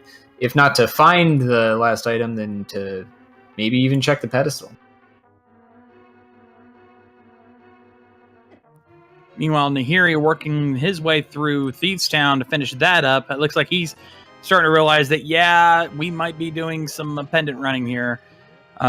Clifford finding the big key there in the spike roller room and mirroring his way right back out of there. Yeah, the mirror might not necessarily be faster, but without the boots, it's probably definitely so and certainly safer. Those rollers can do a ton of damage even with red mail. Yeah, we've already found one item in Turtle Rock as well. That was a $5 next to the big key there. So if you keep count, then there's only 5 items in actual Turtle Rock and 1 in Mimic Cave. So if you don't find all the boots within those 6 items, then there's really only one place where the boots could be at that point. Indeed. Now, Clifford in the chain shop room, never a fun place to be. This chain shops, again, even with red mail, can do a lot of damage if you're not careful. So you got to watch out for those suckers. Let's see if we can find out what's in that chest there. Oh, it's got to be a small key at this point. The one small key one item big key start means that you have to get the key from the pokey to progress to that room, which means that the chain chomp will have to be a key as well. The chest over here next to the where the big key is normally in vanilla could be anything, because you can get a small key from the pokey in the room preceding it.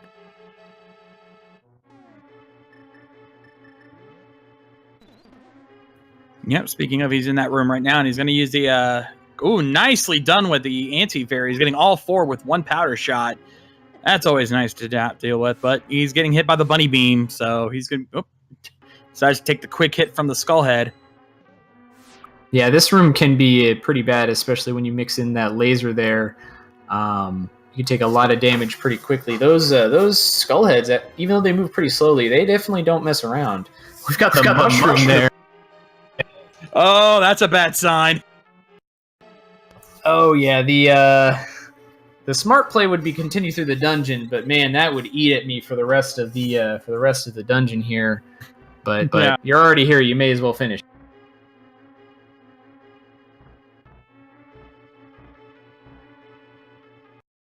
And here looks like he's deciding what to do. Looks like he's going to be mirroring, hopefully heading over to ice. Ice would be the optimal play here to go get that cane, and you're going to have to do ice anyways at some point, so may as well do it now. Yeah, now would be the time, and it looks like that is indeed where he's going, so he'll probably be either happy or kicking himself to find that cane in there. He's like, why didn't I get this sooner? Yeah, at the very least, you'll get powder as well to make the rest of the game a little bit easier. Looks like Clifford is still making his way through Turtle Rock. Hopefully, he'll be able to check the big chest as well as Mimic Cave. We'll see what that yields in just a second here. But Nahiri is starting up their run of ice.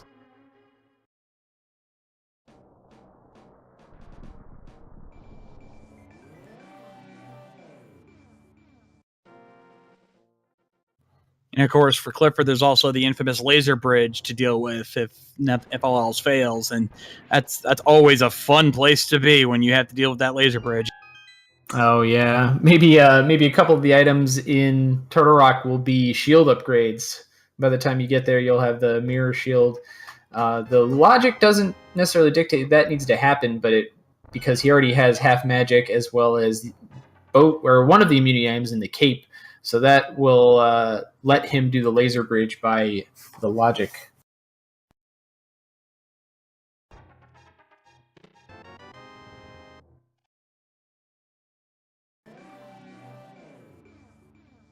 Well, it sounds like Clifford's definitely opening up some items, going back into the light world or the dark world there, and heading back into the dungeon.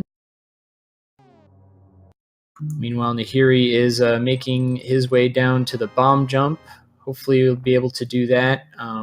Won't find the red cane until he gets over to the right side of Ice Palace. Won't be able to use that to full clear the dungeon. Doing the bomb jump would definitely be the most optimal way of doing it right now.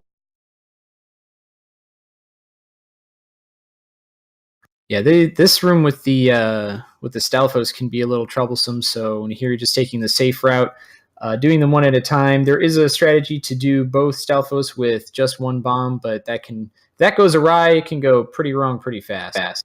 Indeed. And here you're having some trouble here with the spiked conveyor belt. That belt will drag you into those spikes very quickly if you don't know what you do, if you don't watch yourself. So let's see how he handles the bomb jump. Yeah, that is certainly my least favorite room in the entire game. Even just playing it vanilla, it is frustrating for mostly no reason. But the bomb jump here looks like Nahiri's having a little bit of trouble setting it up. Oh, looks like we've got Clifford back. Looks like he's on Laser Bridge. About to check all those 4 items. So still no boots then. Still no boots, no other major items that we see thus far, so we'll see how the laser bridge treats him. And here he got the bomb jump and then ended up taking a fall, which is really unfortunate. Looks like he's trying to set it up again, but taking the fall after completing the bomb jump is never a fun thing. Oh, looks like Nahiri took a death by falling off the edge there a few too many times. Luckily, that fairy in a bottle he found in Peg Cave beforehand is going to save him here. Yeah, he's going to need that right about now. So we're... Oh, he is way behind, unfortunately, and that's going to cost him in the long run. Yeah, the bomb jump here is still going to be faster than doing it the vanilla way. Although I guess if you find the red cane along the way, you still could do that route for completing the dungeon. Unfortunately, he doesn't know that the red cane's there, so he's just thinking like, hey, I have to do this bomb jump in order to make sure that I can complete this as quickly as possible. And here he now using his blue potion because he doesn't want to risk dying at this point. I mean, this is the worst time for him to be dying after doing that again. Oh yeah, there's no reason to mess around, especially in a dungeon like Ice that has so many monsters that do so much damage, as well as pitfalls and various other things. Looks like Clifford made his way through Laser Bridge, not really finding much of anything. At least not anything of note. Here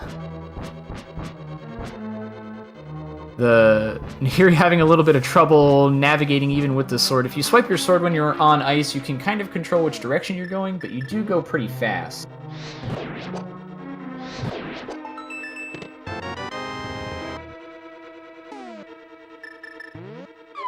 Here you're getting the burrito there from that chest. Gonna head down to the big chest room.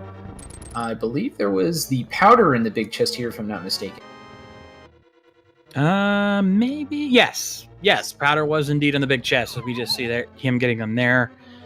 So we'll see how that goes. But meanwhile, we're still not sure what's going on with Clifford at this point. He might be getting up to Trinex by this pretty soon. Oh yeah, I mean, I can only hope that not only he kills Trinex, but also has the boots right from there and doesn't have to go all the way to the pedestal. But the way it was looking, it wasn't looking good for the home team. Or who knows, the boots could actually just be on the mushroom that he's already found.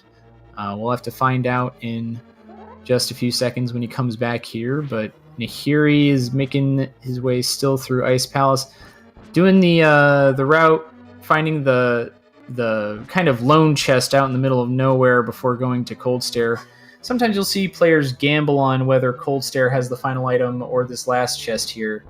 Nahiri taking the safer option, which I think is something that they're going to need to do, considering they still need a bunch of items.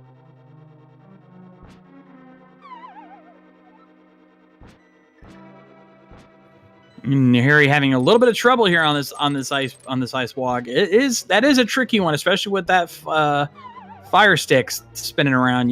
It can it can catch you off guard.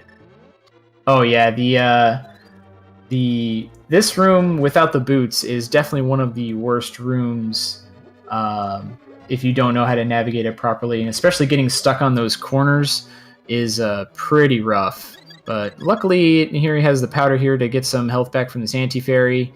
Be able to try that again.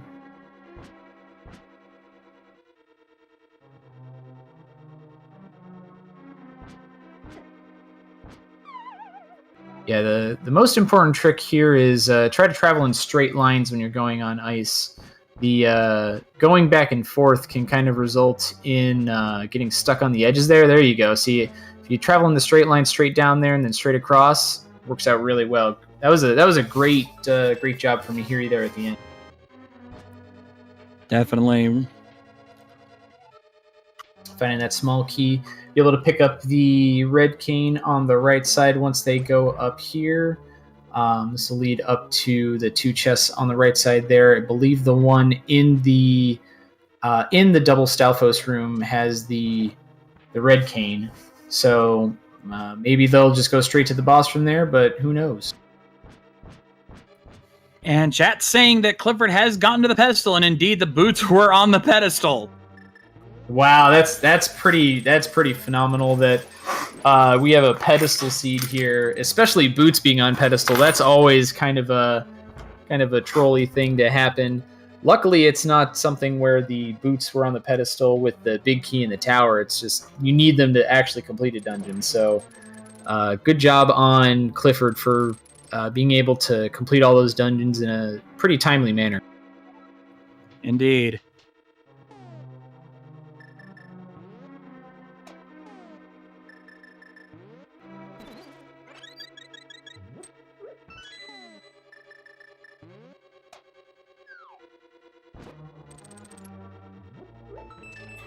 Meanwhile, Nahiri now getting close to the end here on Ice Palace. Will be getting his cane very soon. In fact, there you go. There's the big red cane once again. So he'll be pretty much getting ready to finish up Ice Palace, and then he can make his way, and he'll have to do all the Pendant dungeons as well. Yeah, it looks like Clifford is now just making his way up to Land Molus. Probably just skipped all of the main items in the main dungeon there because he doesn't need them anymore. He is in go mode. He's just going to go and kill Land Molus because that's all he needs to do. Yep, we've got him back on stream here now. So here we go. He's about to just go and do Land Molus.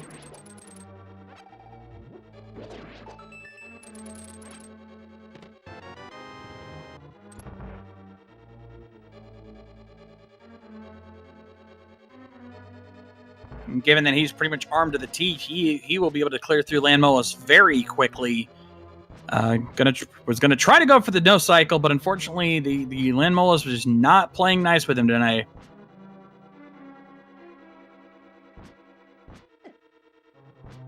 Oh yeah, the Fire Rod strats are preferred by some players just because it's a lot faster than the arrows and can be a lot less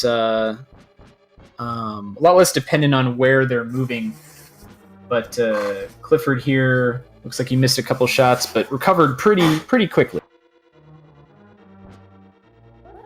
But with that, Clifford now has completed all the dungeons. He has all the crystals, so he'll be making his way up to Death Mountain. Folks, you know what time it is. There are 22 chests inside of Ganon's tower. What number chest do you think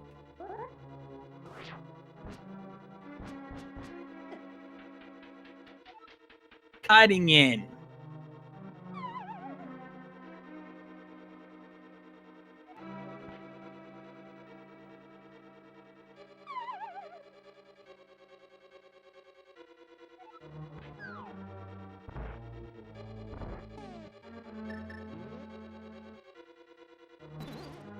We're on the pedestal. Breaking that last. I'm personally hoping for the bonk just for the sort of irony of needing to go to the pedestal to get the boots. Complete Desert Tower. You just want to see it twist the knife on them, right? just that little bit of extra in the seed here. But Nahiri finally finishing up Ice Palace. We'll be able to get through the rest of that. Looks like these dead rocks. He's just staring at dead rock. Dead Rock's trolling Clifford again. Oh, man. Oh, poor Clifford. Yeah. And you got to think at this point, he's got to be thinking, we're over 2 hours in. He's wondering if Nahiri is ready to done any second now. He has no idea how much of a lead he actually has going into Ganon's tower. Yeah, I imagine both players feel pretty behind at this point. Most players complete a seed at an average of about 2 hours, so we're definitely going over here. Oh, Nahiri taking an unfortunate death at Cold Stare as well. Cold Stare being pretty mean as a boss overall, and Nahiri kind of let him loose and didn't keep him in the corner. And worse, yeah, Ice Palace is one of those dungeons where, it's very hard to get back to that boss fight. So this is the one place you don't want to die in. So he's going to be even further behind as Clifford now enters Ganon's tower. Looks like he's going to start on the right side to see if he can go any further that way. Oh yeah, the right side gamble has been a lot more prevalent these days, especially with the tower only containing a few less items on average than it used to. The new algorithm in V26 now kind of fills the tower with a little bit of junk before it actually puts items there. It doesn't actually change the chances for the key, but being able to check as many chests as possible as quickly as possible is what a lot of people do. And going to the right side first is not necessarily a bad play if you're skipping the tile room there.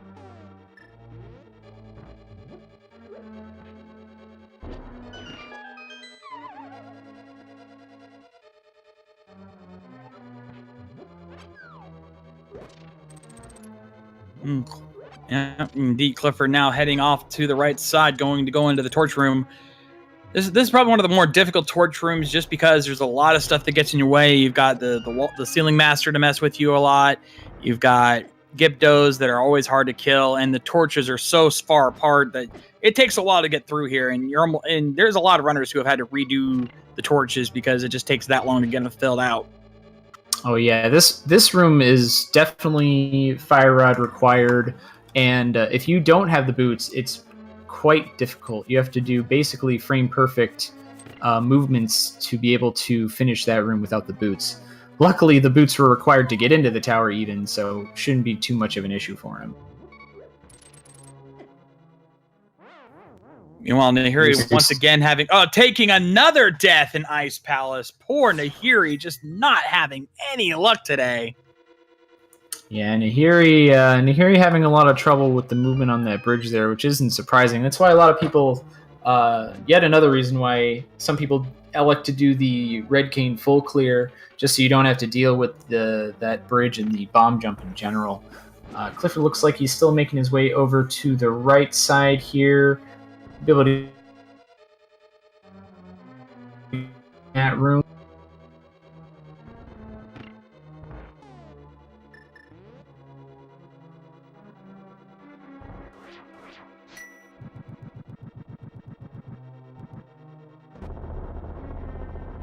And Nahiri not wasting any time. It's not messing around any further. Going to use bombos to clear through this room as quick as you can.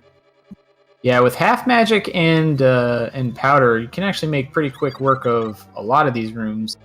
Looks like Clifford didn't find much on the right side there. Is going to get the small key from underneath the guaranteed key pot in the next room there. We'll see where he goes after that.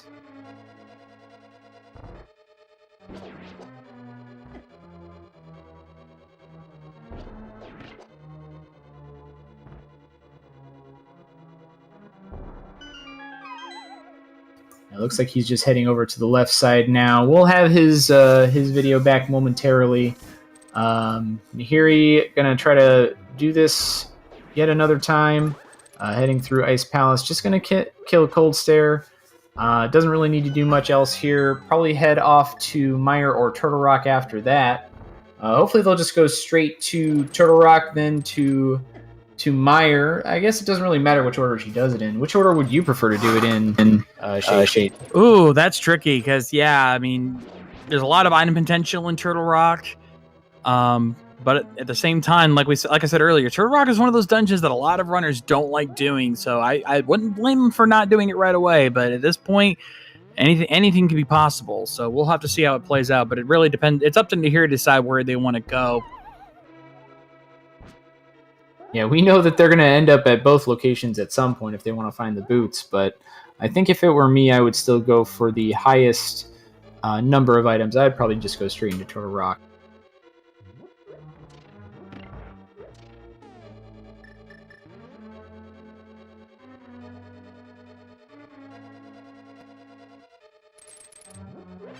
Yeah, so last we saw with Clifford, he was headed into the left side of Ganon's tower.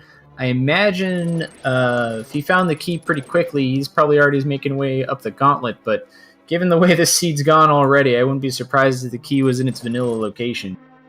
Indeed, though, according to our tracker, he has found the Butter Sword on the torch. So he will have Butter Sword going into Aghanim and Ganon, so he'll be probably happy about that. Oh yeah, for me, the Butter Sword is definitely the most useful in the gauntlet. Makes quick work of all of the bosses that you'll have to fight there, as well as having that little bit of extra reach we were talking about earlier can help you reach those enemies that you might not be able to if you only had the Tempered Sword.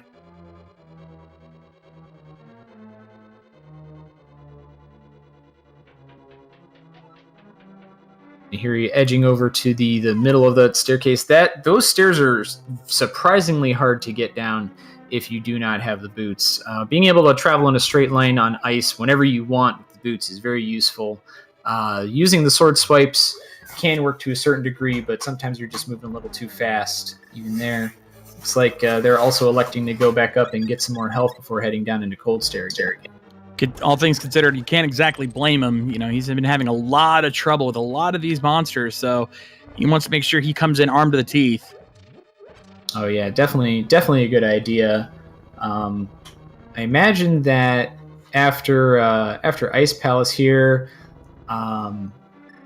maybe headed over to try to find red mail somewhere. Hopefully, if they go back to Meyer, they'll end up checking that checkerboard cave again to get that red mail upgrade. That depends. I mean, at this point, he's probably thinking he's so far behind, he's got to bum rush this. So he may just try to clear through as many dungeons as he can.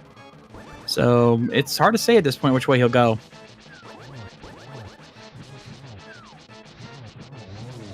Yeah, it looks like Nahiri making liberal use of the fire rod, which is definitely a great idea. The fire rod is most useful in this fight because of its range. And having half magic, oh, nice. That was a very nice fight from Nahiri, using the fire rod to their advantage.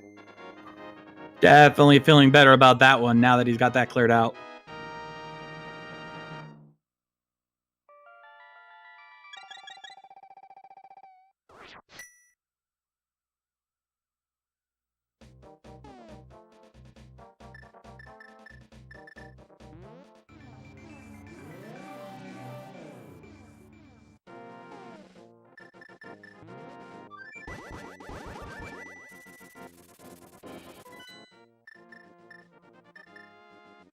So Nahiri now, let's see where he's going to go. What play he's going to play? Actually, it looks like you might be on track. He's heading. He's going to buy some more potions. He wants.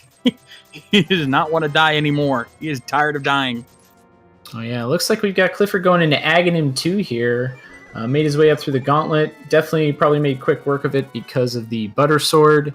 Just getting one hit off on that first phase there.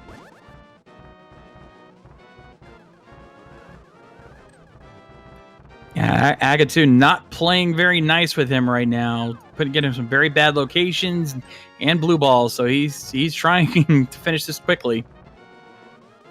Oh yeah, nice double there though. So he'll only have 2 more hits to go before finishing that. And nice, that was a very nice pattern from him on that last bit there. And great fight, great Aghanim 2 fight. Definitely. He's been having a very good run this so far, so he's going to be heading off to Ganon, and we'll see how that plays out, see how quickly he can finish this job. He's got butter sword and silver arrow, so he is definitely in prime position to take on Ganon in this fight. Oh yeah, and Nahiri here making their way up to Turtle Rock, which we know is not going to contain the boots per se, but it is going to be something that they're going to need to do anyway.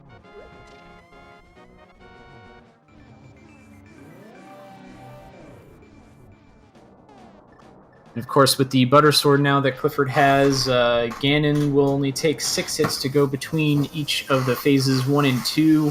Always 4 hits in the third phase, and then the final phase, 4 silver arrows or 12 silverless hits should you decide to go that route.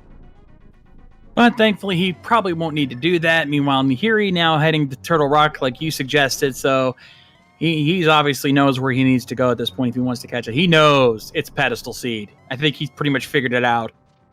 Oh yeah, getting both the fire rod, the ice rod, and all the medallions you need to go into all those dungeons. I would definitely just be thinking that it's on the pedestal at this point.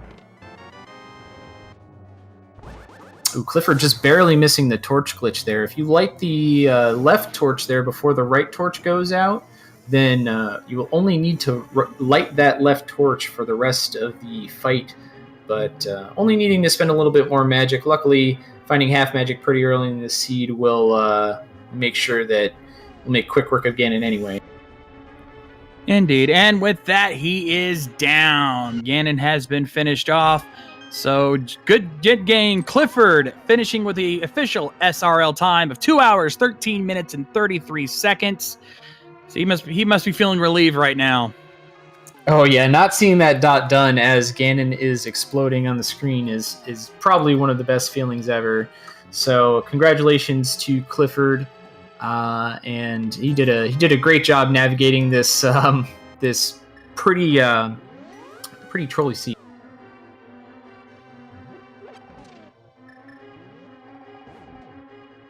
It looks like we're going to be getting Clifford in here for the post-game interview.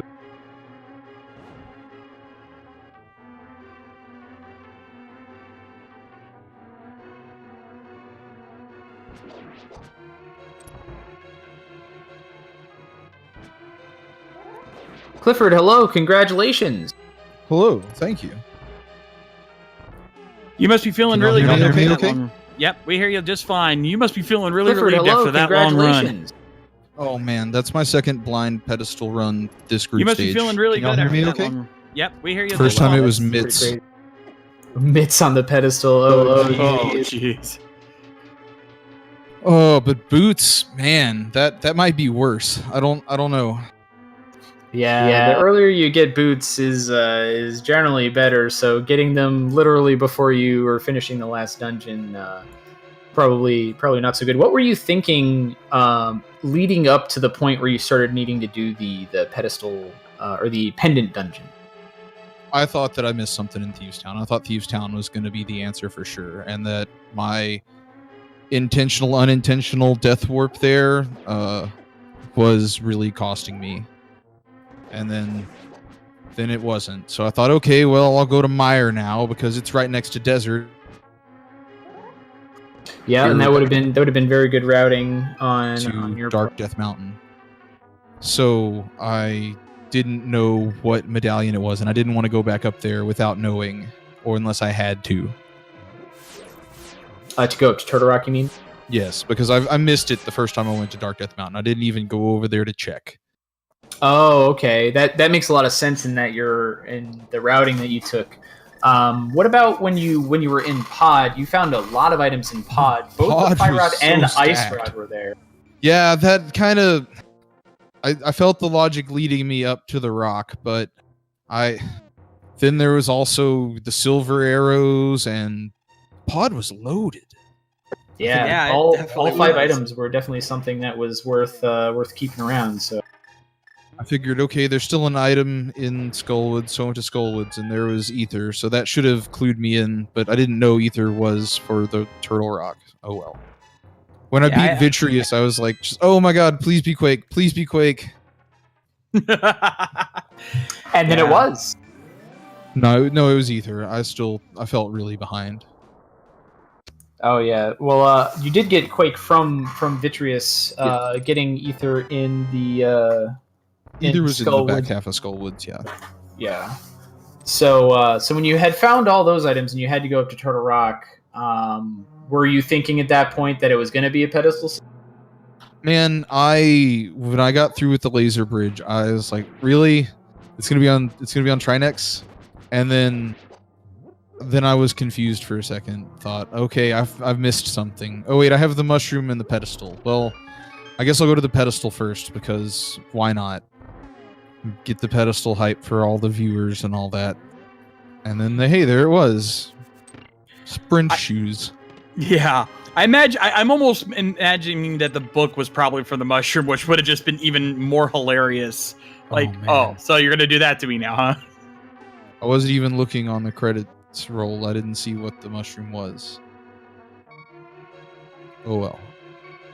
Probably for the best. Yeah, at this point, I wouldn't even want to know. You found the boots. You finished the game. That's all that really matters in the end here. Looks like your opponent Nahiri is still heading up in through Turtle Rock. I'll have to head up to there and then into Mire in order to find the boots.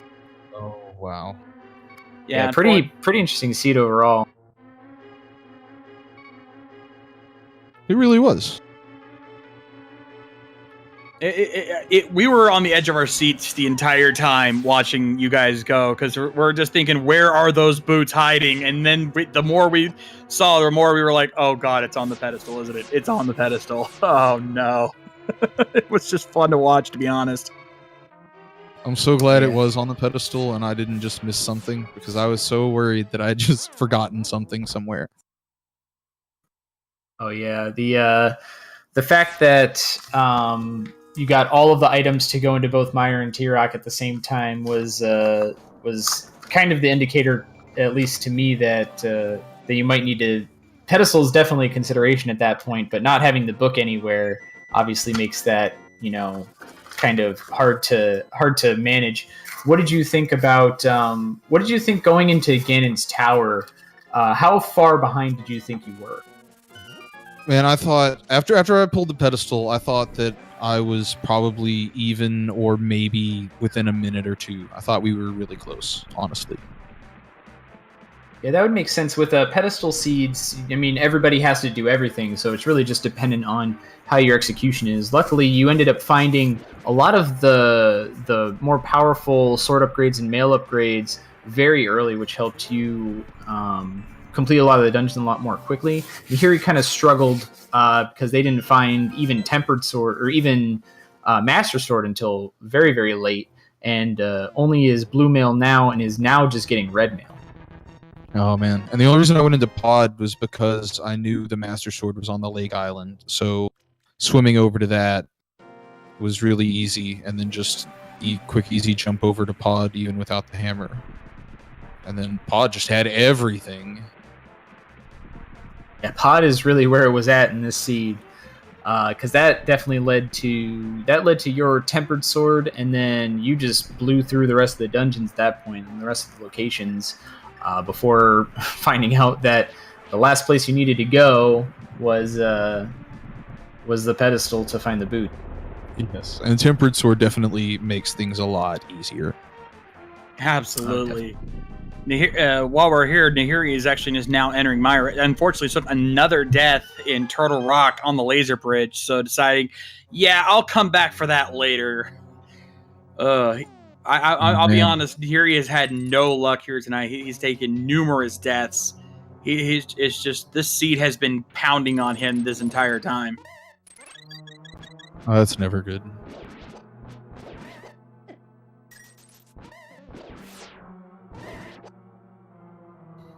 So, 5 thoughts. Oh, spoilers, sorry. So, what were your thoughts early on in the seed? What were you thinking when you were kind of following that beginning item chain, going up to, leading up to kind of the culmination at Death Mountain, where you found Titan's Mitts and the mirror? What were your thoughts, the kind of leading up to that point when you were trying to find the lamp? I was kind of salty that I died on my way to Ice Rod Cave early. That cost me a couple of minutes because I was gonna fake flipper up to Zora before I went to Eastern, and that would have saved me a good couple of minutes after I got the flippers. But outside of that, I don't like to go up to Death Mountain without at least one kind of fire source if it's going to be a sequence break. So I thought, okay, I guess there's only one place left, and that's Agnes Cave. It's probably got the lamp or some other progression item. So jumped in there. Lo and behold, there's the lamp. Straight up to Death Mountain. There's the mitts. Okay, I'm probably a little behind at this point. And then get over to the east side, and there's the bow and the mirror. Like, okay, well, at least I can do all of the mountain. Yeah, that was pretty fun. Yeah, it really felt like the first half of this seed was very linear. It was like, yeah, here's where we want you to go if you want to continue. So it was interesting to see that at first, but then as it went on, it started really opening up, and I think we were all like, "Oh Lord, where to go next?" Yeah, right. I was confused as to where to go a couple of times, but just onward.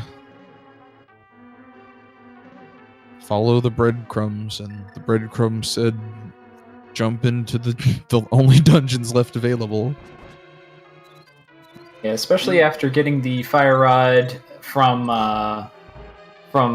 Pod there, the only other options you had at that point were Ice and Skull Woods as far as crystal dungeons went.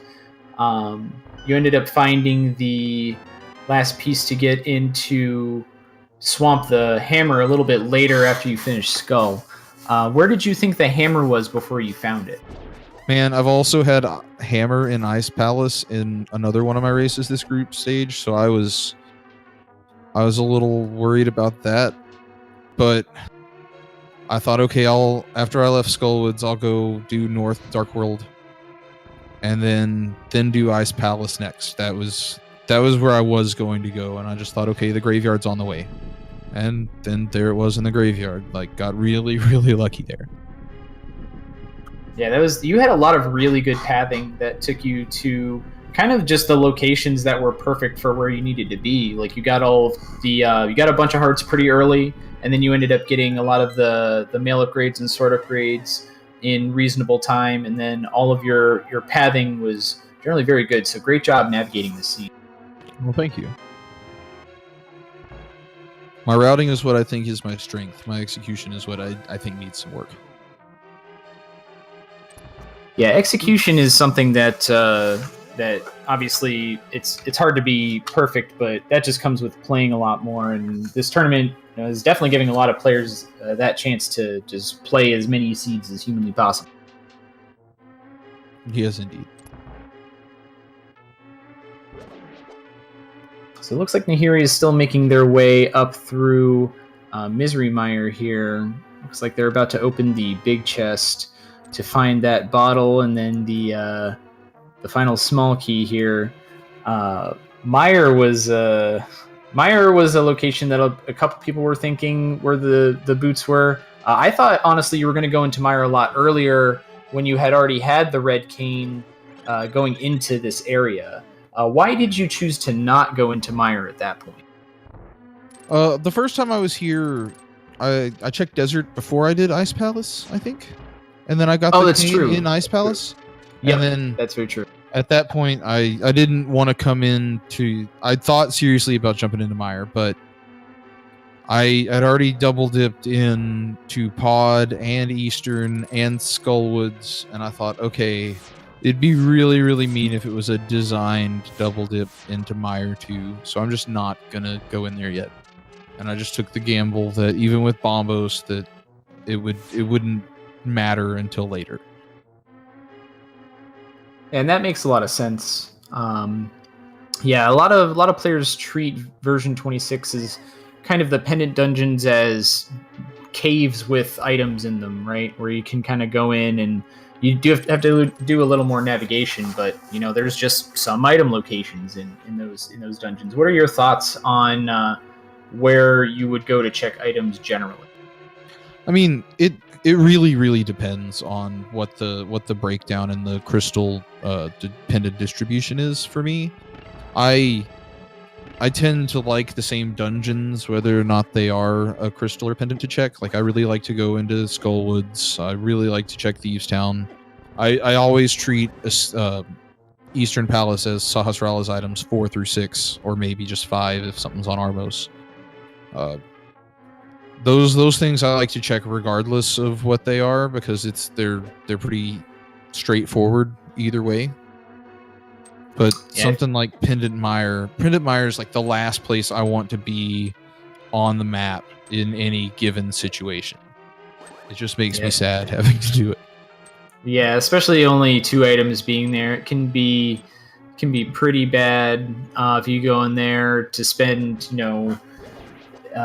to 8 minutes opening up 6 to 8 chests and not finding anything. Yep, and then the item is in the big chest, and the other item's on Vitreous. That was so trolly. Oh yeah.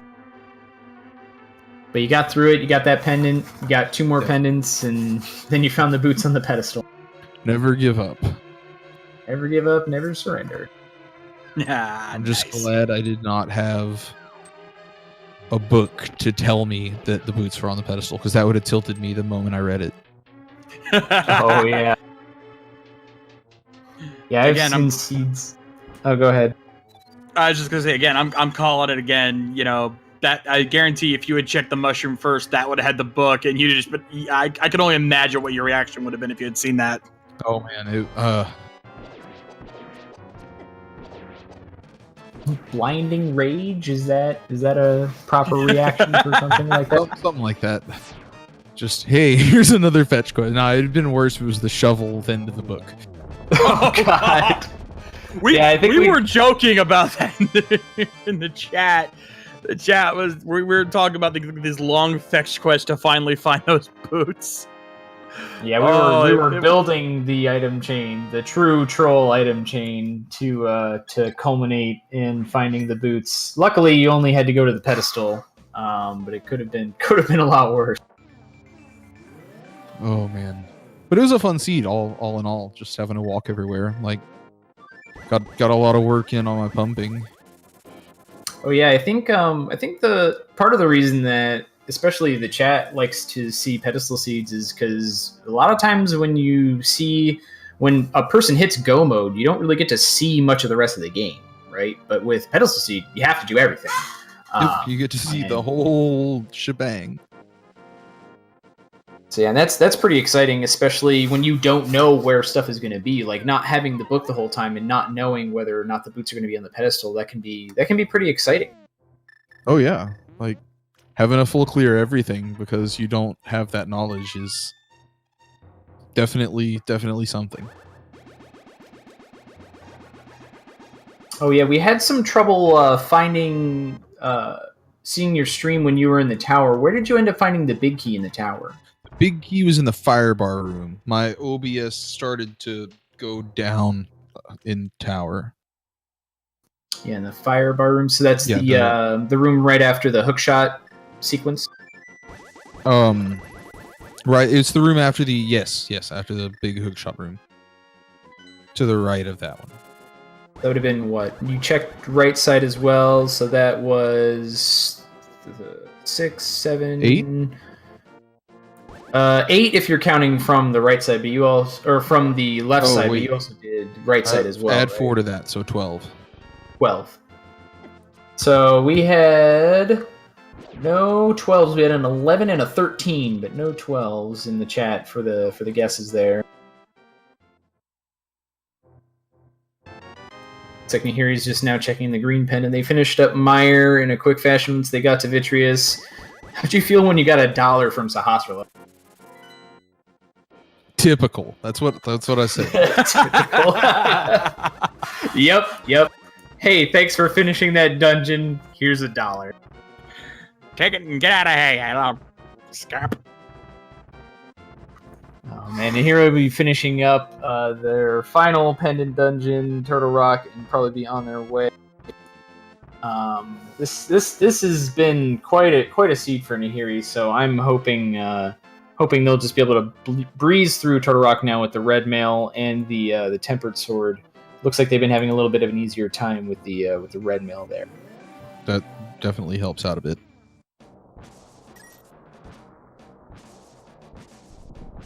Thank you all for the restream and the commentary. Not a problem, man. Appreciate you giving this run for us. This was a lot of fun to commentate. Man, it was a lot of fun to race.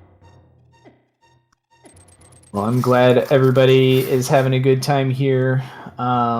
Looks like the Nahiri's going to be finishing up pretty soon after checking Spike Cave. Go ahead and I know we've been saying this a lot, but the runners here and everybody behind the scenes are doing a lot of work to make sure that we can have as much randomizer as possible. So go ahead and throw some follows at Clifford, Nahiri, at the Shades, at Dark Shadow doing the tracking, and Felix for doing the restreaming. Everybody here definitely deserves some of that love from the community because I know you guys love to see this and we love to make it happen. And don't forget to throw a follow to my co-commentator Chauncey here because Chauncey, this was a lot of fun to work with you on this one. It was awesome. Oh yeah, definitely. It is great having a hype man in the co-commentary role. You've been probably the hypest commentator I have seen, which is phenomenal. I appreciate it, man. I appreciate it. That's what I set out to do. I've been inspired by a lot of the guys. I got into this after seeing guys like Phantom Ryu, Sakura Tsubasa, and others do this kind of thing. So that's kind of where I want to take my commentary as well. So hopefully I just didn't disappoint you guys in the chat. Hopefully you guys enjoyed my work as well as Chauncey's because I know you did a good job, man. I always get worried with certain commentators, when I see them. I'm not going to name any names because there's really nobody specific I can think of. But I've seen some commentaries where it's just in other streams or other Twitch channels where it's like they just don't have that hype, and you need that hype because when big things happen, you gotta feel it. And Oh yeah, especially for seasons like this. yeah, definitely. So it was a great job to everybody. I think we're going to be finishing up with Nahiri, hopefully real quick. Just going into Turtle Rock. Maybe they've just got the idea that we need to go to the pedestal, and they'll just go straight to Trinex. But we'll see. We'll see what Nahiri does here next. All right, well, I'm gonna go ahead and jump out of here and go get some food.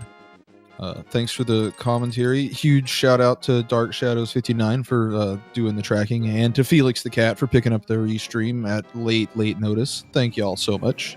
And definitely shout out to the commentary team, Chauncey and Shades. I'm sure it was great. I can't wait to listen to it back. Again, hope we didn't disappoint. Thank you. Yeah. Y'all have a great night. You too.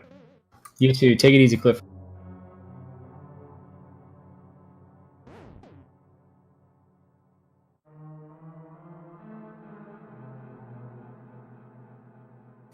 All right, so we've got Nahiri just heading through this final dungeon here, already having cleared out most of the dungeon up to the laser bridge, so they'll just be heading directly there. Nahiri has been having a lot of trouble, but the red mail that they found in the mire area is definitely going to help him out here. Yeah, hopefully he has a better time the second time around. He didn't have. Yeah, I feel for Nahiri. He's been having trouble this entire time, so hopefully he can finally finish this out. Yeah, I think now that the dot done has happened, that generally relieves a lot of pressure for me when I'm doing my own racing, and I'm sure that Nahiri kind of has that sigh of relief of like, well, now I'm just out to finish this as fast as I can. So maybe that'll help improve their play a little bit as well.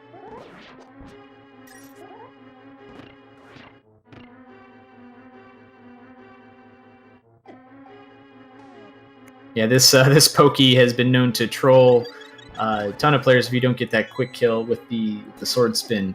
The quick kill, you just have to make sure that your sword is lining up to hit after immediately after the first hit goes around. Hitting the second time will immediately kill the rest of the Pokey. Indeed. Unfortunately, as much as I would love to stay and finish this stream, I have my own stream starting in about 20 minutes, so I do need to back out. But I think at this point you can cover this without me, hopefully. Oh, absolutely. Thank you so much, Shades, for providing all of the hype that this race deserved, and you did a great job. Good luck on your stream.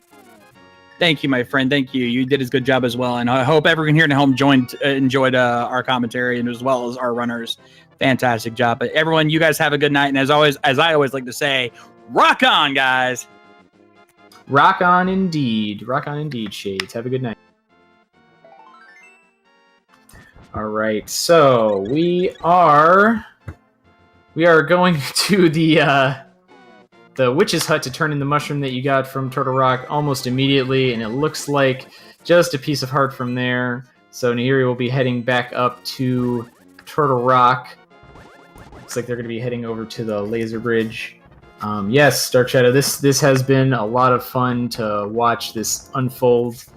Nahiri here has been a great sport, just trudging through all of the shenanigans, starting with trolling at Trolldorm and kind of all of the taking a lot of damage from a lot of stuff in the Dark World in general, but still doing a great job.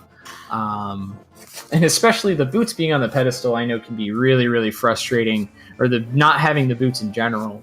So hopefully they'll just go right back into Turtle Rock, rock it out, and continue on to the pedestal where they'll find the boots.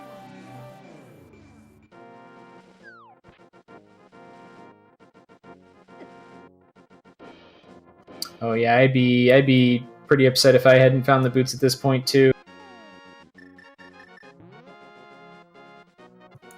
What do you guys think about boots on pedestal seeds? How does the chat feel about that?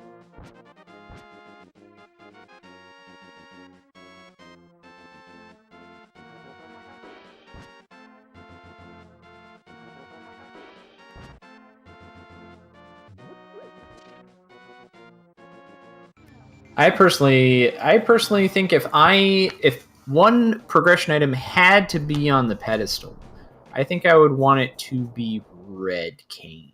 I think I would want Red Cane to be on the pedestal because Red Cane, boo on pet boots. I agree because boots always an item you want very, very early, and something like the Red Cane has a lot of utility, but it's generally not terribly useful until you get to dungeons like Turtle Rock here, or a dungeon like the Misery Mire, which in that case you only needed to kill Vitreous.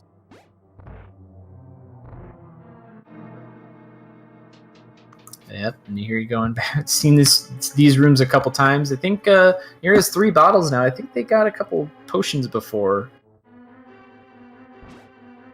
Right, yeah. I feel the same way, Elias. The pedestal seeds are just fine with me, but man, give me those boots. I just want those boots.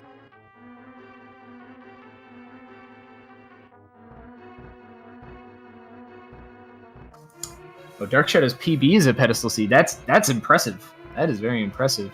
I remember one of the qualifier seeds was a pedestal seed with the Red King being on the pedestal. Actually, there's a lot of people that I think the first place finisher for that was very fast. It was sub 130 definitely. So pedestal seeds can be pretty quick, especially when you know where all the rest of the items. So that's the most important thing, especially once you have the information of what's on pedestal is, okay, what are the rest of the items that I need, and how quickly can I acquire those so that I can just go mode the rest of the pendant dungeons to be able to do that. And that was a pretty nifty thing. If you didn't know, there's a bunny beam under that bottom right pot there in Turtle Rock. So if you just dust it without lifting up the pot, then you can just collect the fairy and get a little bit of a health boost there. And here he knows this dungeon pretty well, it looks like. So yep, I'm just going to be heading down to Laser Bridge. Check those last few chests.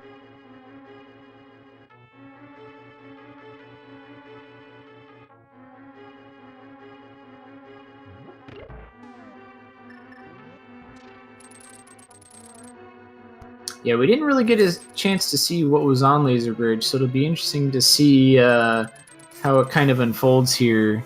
Looks like Nahiri taking the safer route, going the left way in this room, which means that you only have to deal with that one torch before going through this door down here. Not having the boots for this section, though, makes this a little bit more difficult. The nice use of the silver arrow, though, to kind of give that little bit of lag, which is actually helpful sometimes when you're trying to navigate dungeons like this, and especially helpful for multi-bodied bosses. Like Cold Stare especially is... sometimes players are encouraged to use the lag to kind of move between the rest of the bosses a little bit more effectively. You're going for the safety hatch, as I like to call it down here. Safety hatch, definitely a good play, especially when you need to open all these chests on Laser Bridge without the boots. It can be pretty frustrating to die, as Nahiri has a couple times already. So I'm sure that they're going to get through it.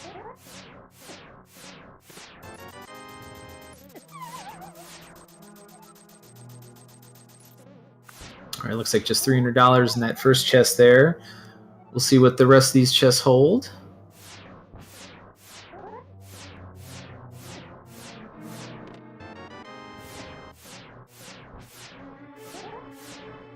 And there's the small key that Nahiri needs. You do need that last small key to actually get through to Trinex.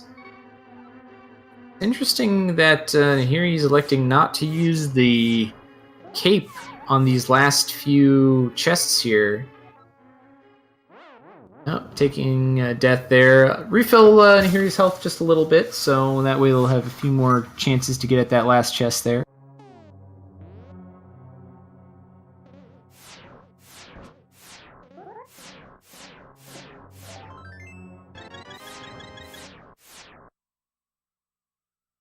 And a piece of heart. Oh, that's a nice refill, though. That is a great place to get that refill. Now only down 2 hearts out of a total of 15. Finding a lot of hearts in this seed because it is basically 100% seed because not having the book, not knowing where the boots are, you got to check every chest on the way there because it could be there.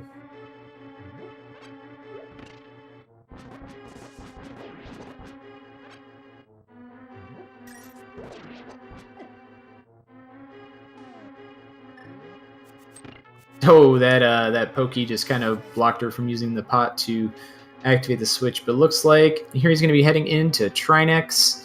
My bet is, well, considering they won't find the boots on Trinex, probably just going to head straight to the pedestal because it's going to be the only thing to check there at the after this.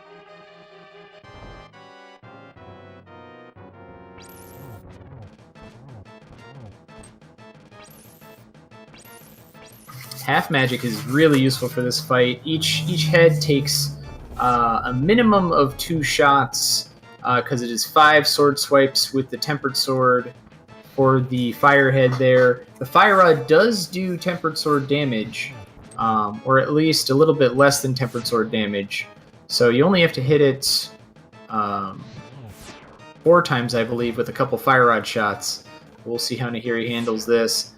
She's got to have some blue potions on backup, so I'm sure even if she runs out of magic, make quick work of the ice head. Yep, looks like made pretty work of it anyway.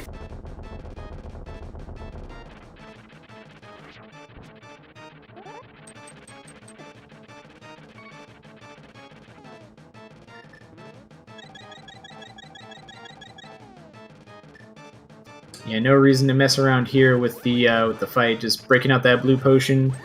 Gonna finish off Trinex here in a quick fashion with full health red mail and the tempered sword.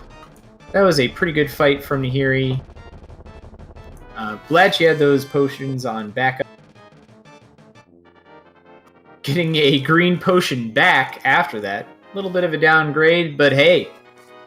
Got the final pendant, so that means there's one more location to check. And now, if you're still hanging out for the stream, you will get to see what it is like to pull boots from the pedestal. I'm sure that is exactly where Nahiri is headed. So, pedestal hype, everybody. Get your Pog Champs out. It is time to go pull the boots from the pedestal.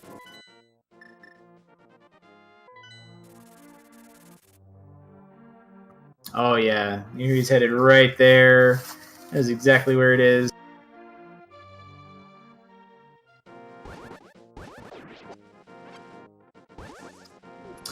Alright, looks like the next stream up after this one is going to be Magnon17 versus Zeratu with commentary by Flaffy and Sweekbodge. So definitely hang around for that if you want some more randomizer action. This will be still on Randomizer Mania 2, which is this channel currently. And definitely give a follow to all of the Randomizer Mania channels. That is Randomizer Mania 2, 3, and 4, as well as the Speed Gaming channels, which is Speed Gaming 2, 3, and 4. And don't forget to throw a couple follows at the runners and everybody behind the scenes here, because we're all happy to do this work to make sure that there is as much content as possible. And there's the boots! Oh man, here he must be so happy right now. I would dash out of here immediately. Yep, looks like they're just gonna walk out and flute immediately to go into the Desert Palace, finish that. But yeah, this is Nahiri must be so happy to just finally be in go mode for this season. Good on them for continuing on here. And yeah, definitely check out the next match. Again, that's Magnon17 versus Zeratu with commentary by Flaffy and Sweekabodge coming up here on Randomizer Mania 2.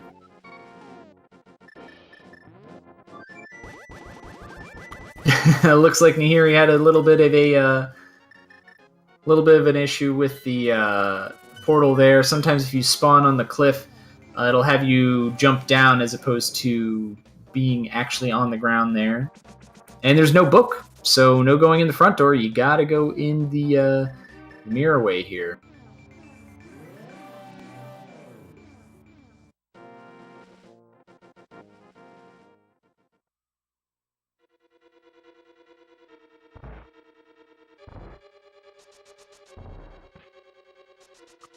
You need to let them know. You need to let them know. That's right, Akash. I agree.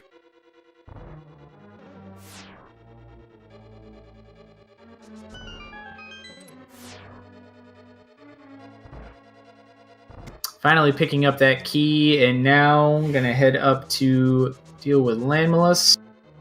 Got to go over to the right side to find the big key, and then probably just mirror out, go straight to the boss, and then head up to the tower.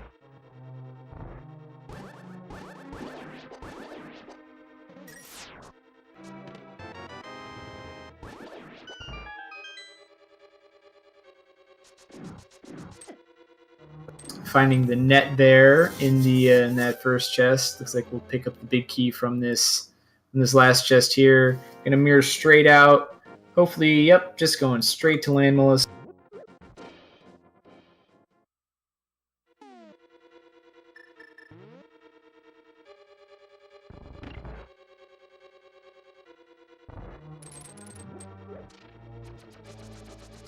This has been a very, very interesting to see. The early game very linear, the mid game very open, and then the late game still kind of open, but the pedestal looming over their head. I wonder where the book was. It's probably got to be somewhere in the tower, considering they've cleared literally every other overworld location. Still surprised that Clifford didn't end up finding it on their trip into the tower, because they ended up opening a decent amount of chests.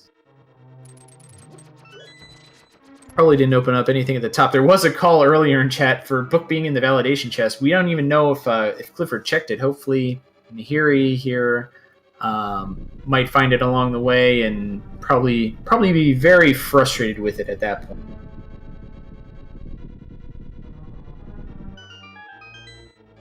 Book, the true final boss of Link to the Past Randomizer.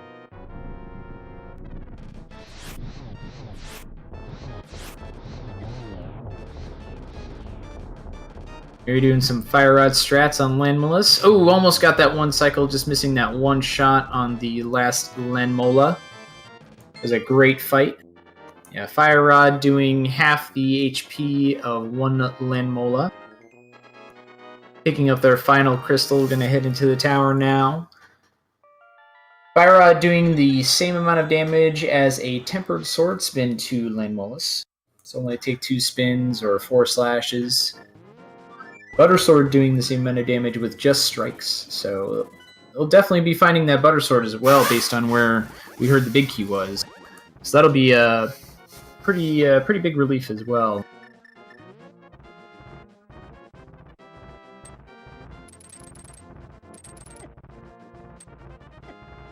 Yeah, Karnath. The even better, it was the boots on the pedestal, which is hilarious and phenomenal. Like Nahiri taking advantage of the fact they have the boots and trying to get that hookshot speed, but electing instead probably just to do some dashes. There we go. Definitely going fast.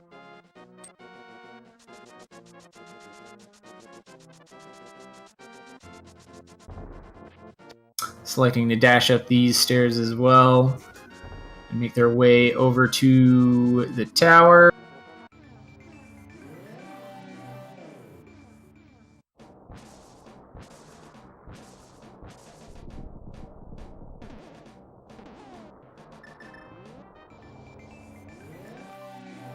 Yeah, blind boots on pedestal. That's very true, Clifford.